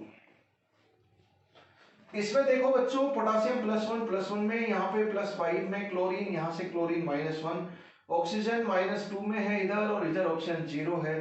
तो एक ही कंपाउंड के अंदर ये रिडक्शन हो रहा है और ये ऑक्सीडाइज हो रहा है। Chlorine is getting reduced and oxygen is getting oxidised, oxygen is getting oxidised. तो अब देखो, अगर मैं बैलेंस करता हूं 2 KClO3 2 KCl एंड 3 O2, तो बताओ +5 से -1 6 इलेक्ट्रॉन हो गए, और 2 6 इलेक्ट्रॉन हो गए। आप तो इसको बैलेंस भी मत करो, ठीक है,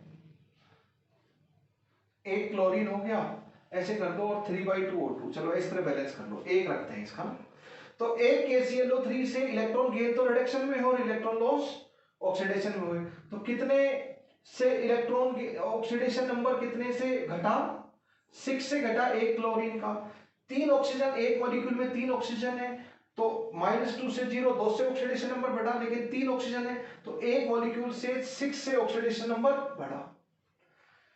अब इलेक्ट्रॉन लॉस हुए वो भी 6 है इधर, और इलेक्ट्रॉन गेन हुए वो भी 6 है। तो इसका एन फैक्टर कैसे निकलेगा? 6 निकलेगा। 1 मल्टीप्लाइड बाई 6 6, तो इसका एन फैक्टर कितना हो जाएगा? 1 मल्टीप्लाइड बाई 6 6, 3/2 मल्टीप्लाइड बाई 3/2 मान लेते हैं, x इज इक्वल टू 6, 3 2 जा 6, तो ये क्या आ गया? 4, इसका एन फैक्टर 4 हो गया।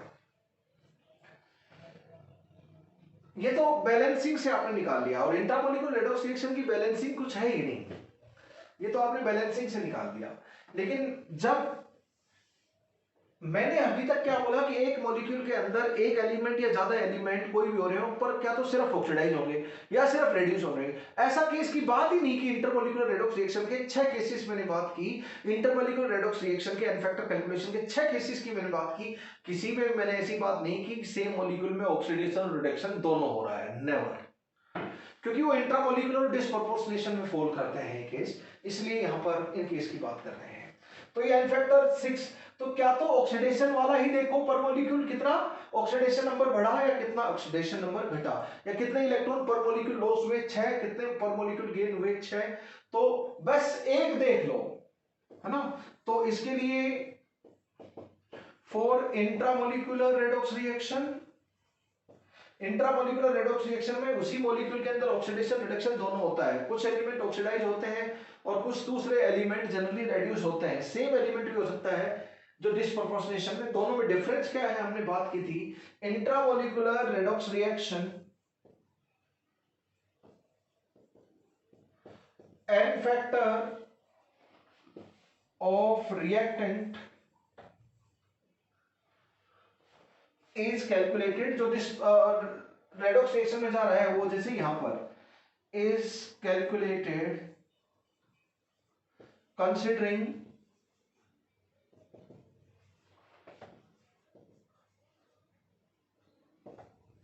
one of following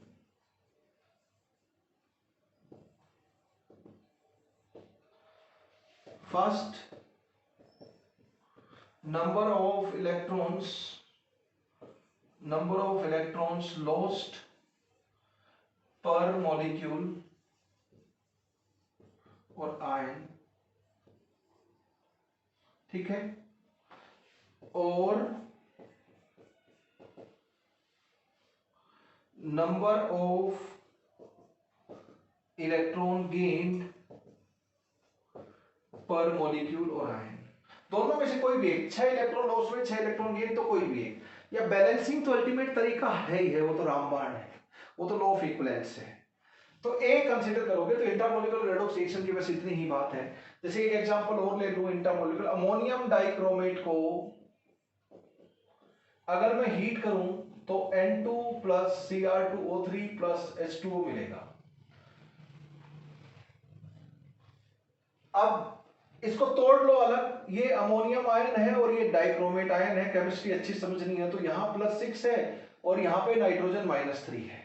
अलग अलग तोड़ लो अमोनियम और डाइक्रोमेट को तो समझ में आएगा। तो यहाँ पे नाइट्रोजन -3 है, क्रोमियम +6। हाइड्रोजन ऑक्सीजन की बात एकदम लास्ट में करेंगे जब ऑक्सीडेशन रिडक्शन आइडेंटिफाई नहीं कर पा रहे होंगे। तो ये हो गया आपका 0 और ये हो गया आपका +3। तो क्रोमियम क्या हो रहा है, ये आपका रेड्यूस हो रहा है और नाइट्रोजन क्या हो रहा है आपका ऑक्सीडाइज हो रहा है। एक एलिमेंट ऑक्सीडाइज हो रहा है, दूसरा reduce with in the molecule, तो ये इंट्रामोलिकुलर रेडॉक्स रिएक्शन है, बिंदास। जब अलग अलग element within the same molecule oxidise reduce हो, ये आप देखोगे। तो देखो इधर प्रोडक्ट का एन फैक्टर तो निकल जाएगा, इसको पता है कि वो -3 से आया हो, तो इसको तो कंफ्यूजन नहीं है। जिसको कंफ्यूजन नहीं है उसका एन फैक्टर निकल जाता है। तो इसका एन फैक्टर कितना हो गया, -3 से आया हूं, -3 से 0 3 इलेक्ट्रॉन और 2 नाइट्रोजन है, तो N2 का एन फैक्टर 6 हो गया, बिंदास। +6 से +3 तो 3 इलेक्ट्रॉन, लेकिन 2 क्रोमियम है तो इसका भी एन फैक्टर Cr2O3 का भी 6 हो गया। ये सुनो, यहां पे देखें तो कितने -3 से 0 3, 6 से ऑक्सीडेशन नंबर बढ़ रहा है क्योंकि 2 नाइट्रोजन है, +6 से +3 3, लेकिन 2 क्रोमियम है, 6 से ऑक्सीडेशन नंबर घट रहा है, तो नंबर ऑफ इलेक्ट्रॉन लॉस्ट भी 6 है और नंबर ऑफ इलेक्ट्रॉन गेन भी 6 है। यहां पे 4H2 कर देंगे बैलेंस करने के लिए, तो ये परफेक्टली बैलेंस भी है। तो क्या तो लॉस देखो या गेन देखो, क्या देखो, क्या तो लॉस या फिर गेन। तो इसका भी एन फैक्टर रिएक्टेंट का भी क्या आ जाएगा, 6 आ जाएगा एन फैक्टर रिएक्टेंट का भी। सबका एन फैक्टर आप निकाल सकते हो, 1 1 1 ये बैलेंस है, तो 1 × 6 6, 1 × 6 6, 1 × 6 6, 4 मल्टीप्लाइड बाई क्या करेंगे 6 आ जाएगी, तो दैट इज 6/4, यानी कि H2 का एन फैक्टर 3/2, पर वो रेडॉक्स का हिस्सा नहीं है, उसका तो बैलेंसिंग से निकलेगा। तो बैलेंसिंग से आप बिंदास निकाल सकते हो। Redox reaction, intramolecular redox reaction में एन फैक्टर बैलेंसिंग से आप बिंदास निकाल सकते हो। लास्ट है, बस इंटरमोलिकुलर रेडॉक्स रिएक्शन का एक ही नोट था।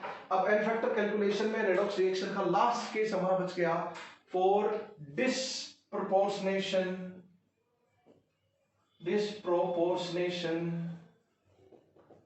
रेडॉक्स रिएक्शन, और इसी में ही हम लोग कॉम्प्रपोर्शनेशन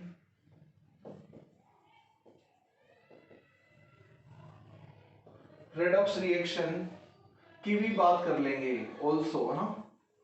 कॉम्प्रपोर्शनेशन रेडॉक्स रिएक्शन की बात कर लेंगे, कॉम्प्रपोर्शनेशन रेडॉक्स रिएक्शन की भी साइमल्टेनियसली बात कर लेंगे। डिस्प्रोपोर्शनेशन और कॉम्प्रपोर्शनेशन में एक ही एलिमेंट होता है। डिस्प्रोपोर्शनेशन में क्या होता है, रिएक्टेंट में एक रिएक्टेंट में एक एलिमेंट एक ऑक्सीडेशन स्टेट में होता है, ऑक्सीडाइज होकर और रेड्यूस होकर एक ऑक्सीडेशन स्टेट होगी 1, ऑक्सीडाइज होकर दूसरी ऑक्सीडेशन स्टेट में जाएगा और रेड्यूस होकर तीसरी। ये डिस्प्रोपोर्शनेशन रिएक्शन में होता है। क्या होगा, 1 एलिमेंट ओनली। और इसका कॉम्प्रपोर्शनेशन में जस्ट उल्टा होगा। क्या रिएक्टेंट हो गया ये, तो है ना, यहां पर एक ही प्रोडक्ट में एक ऑक्सीडेशन स्टेट में रहेगा, तो यहां पे ऑक्सीडेशन स्टेट 2, ऑक्सीडेशन स्टेट 3 और प्रोडक्ट में एक ही ऑक्सीडेशन स्टेट में रहेगा 1, ये प्रोडक्ट हो गया, है ना। ये कॉम्प्रपोर्शन जस्ट उल्टा हो गया। यहां पे रिएक्टेंट ऑक्सीडेशन रिडक्शन का हिस्सा है और यहां पे प्रोडक्ट है, ठीक है। तो इसके लिए और इसके लिए एक मैं ट्रिक बता रहा हूं for n factor. N factor किसका, जिसका डिस्प्रोपोर्शनेशन हो रहा है, यानी कि यहां पर जिसका ऑक्सीडेशन रिडक्शन दोनों हो रहा है, डबल टिक वाले का, किसका, n factor, tick for n factor of double tick, जो ऑक्सीडेशन। सिर्फ ऑक्सीडेशन हाफ में इसका एन फैक्टर NOH है, रिडक्शन हाफ में इसी का ही एन फैक्टर NRH है। यानी कि इसके एक मॉलिक्यूल ने ऑक्सीडेशन हाफ, रिडक्शन हाफ भूल जाओ, सिर्फ ऑक्सीडेशन हाफ देखो कितने इलेक्ट्रॉन लॉस्ट हुए पर मॉलिक्यूल, वो देख लो, वो NOH हो जाएगा, n factor in oxidation half. Reduction half n factor, reduction half NRH की वैल्यू निकालोगे तो ऑक्सीडेशन हाफ भूल जाओ, देखो इसके एक मॉलिक्यूल ने कितने इलेक्ट्रॉन गेन किए पर मॉलिक्यूल, वो NRH होगा। तो क्या करो, एक ट्रिक है, NOH multiplied by NRH divide by NOH plus NRH, इससे आप एन फैक्टर निकाल लोगे। यहाँ पे प्रोडक्ट का निकल जाएगा और वहां पर रिएक्टेंट का निकल जाएगा। बाकी यहाँ पे प्रोडक्ट का तो सिंपल है और यहाँ पे रिएक्टेंट का तो सिंपल है, उसका तो डायरेक्टली निकल जाएगा, उसमें कोई डील नहीं है। बस इसी का निकालने के लिए बैलेंसिंग करनी पड़ती है। बैलेंसिंग करो तो अच्छी बात है, कर ही सकते हो, बैलेंसिंग से आप कर ही चुके हो, रेडॉक्स रिएक्शन में मैं आपको एक्सरसाइज भी दे चुका हूं। लेकिन एक ट्रिक है जिसको आप ध्यान रखोगे। Let me take some example to explain it.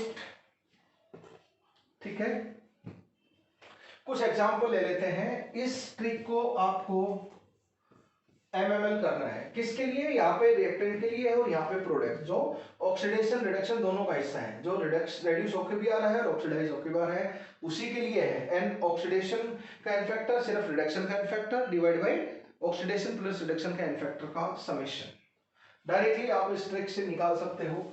मैं कुछ एग्जांपल ले रहा हूं directly, you can do it very easily. Trick भी हम लोग लगाएंगे, प्रोडक्ट का एन फैक्टर तो हम लोग निकाल सकते हैं।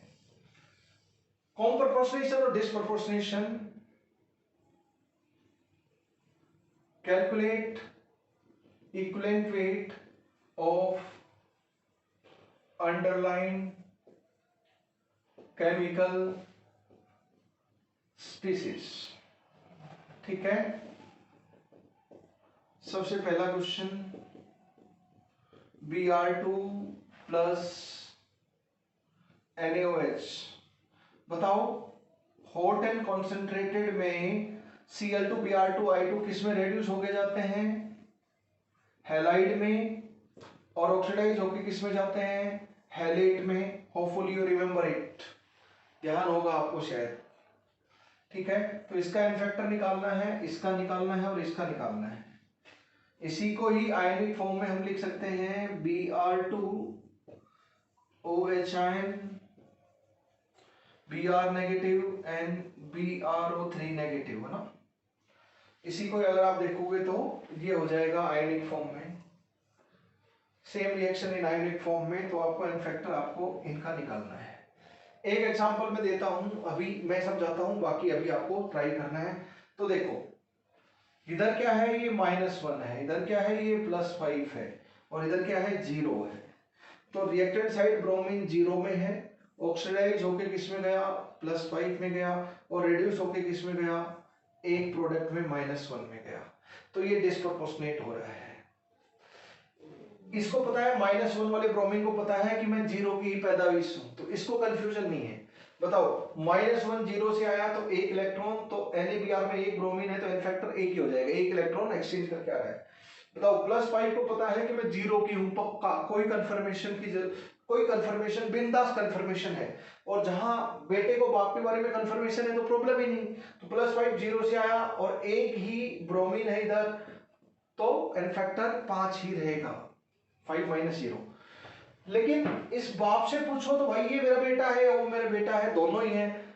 अब गड़बड़ है कि किसमें कितना गया, कि 0 से -1 रेड्यूस होके 0 से एक एलिमेंट को मल्टीपल प्रोडक्ट में हम ले गए थे, उधर भी इंटरमोलिकुलर के जो केसेस देखे थे, केस नंबर 3 में भी लेकर गए थे, लेकिन उसमें सिर्फ रिडक्शन हो रहा था, सिर्फ ऑक्सीडेशन। यहाँ पर वही एलिमेंट ऑक्सीडाइज और रेड्यूस होके प्रोडक्ट में जा रहा है, ये बात अलग है और वो बात अलग थी। वहां पे सिर्फ ऑक्सीडेशन सिर्फ रिडक्शन, क्योंकि इंटरमोलिकुलर में वैसा होता है, ये डिस्प्रोपोर्शनेशन है। तो इसके लिए हम क्या करें, एक तो तरीका है बैलेंसिंग करो, और दूसरा तरीका, बैलेंसिंग से आपको आता है, बैलेंसिंग से मैं नहीं बताने वाला। बैलेंसिंग से जब डिस्प्रोपोर्शनेशन रिएक्शन है तो बैलेंसिंग आप हाफ रिएक्शन मेथड से करें, ऑक्सीडेशन नंबर मेथड से आप कंफ्यूज हो जाएंगे।